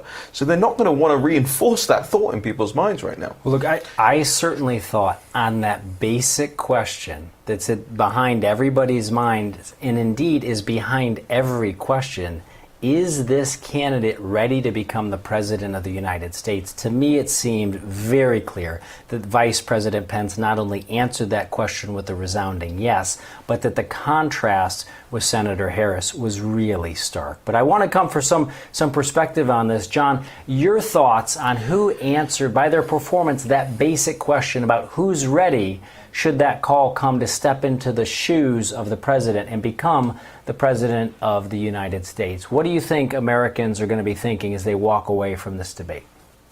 I think Gina, right at the beginning of the session here, said that, Kamala didn't feel as authentic as Vice President Pence. And I think that's one of the things I take away. As for who's more prepared, Mike Pence looked the role. He felt the role. He spoke the role. And he didn't have to have canned lines to get through the debate. And once Kamala Harris's canned lines ran out, she had nowhere to go in the debate. And I think she's not ready for prime time the way that Mike Pence is. And I think that's what came through tonight. Yeah, I certainly thought so as well. Dr. Gina, your thoughts on that big question of who's ready to step into the presidency? I think that the point has been made. Vice President Pence has proven over and over again, rising up to the role of being a vice president. That's not an easy role for so many reasons. You get blamed if things go wrong. You don't get the glory that the president gets. You're kind of always in second position there. But he has really risen into that role and grown into it and done a great job. And so I think that he proved tonight, exactly as Raheem said, I think the question might go away about the president's health because of that. Absolutely. Well, panel, thank you guys so much for joining us. And for everybody at home, thank you so much for watching our special coverage of tonight's vice presidential debate. Remember that here at America's Voice, we respect your intelligence and we're committed to bringing you the facts first. That's what we've done tonight, and that's what we'll do every day and every night. Thank you and have a great night. Stay tuned to get a free pan from Granite Stone. Stuck on eggs, burnt on batter. You can scrub and scrape, but you can't escape the nightmare of your sticky pans. Introducing the Granite Stone Pan, the all-new durable non-stick pan. No butter or oil needed. Watch, we melted down these sticky candies in Granite Stone, and it just doesn't stick. We cooked a half a dozen eggs, bacon, cheese, and tomato breakfast with no butter or oil, and it just doesn't stick. Look, caramels, chocolate, and cheese. Unreal for any other pan, but not for Granite Stone.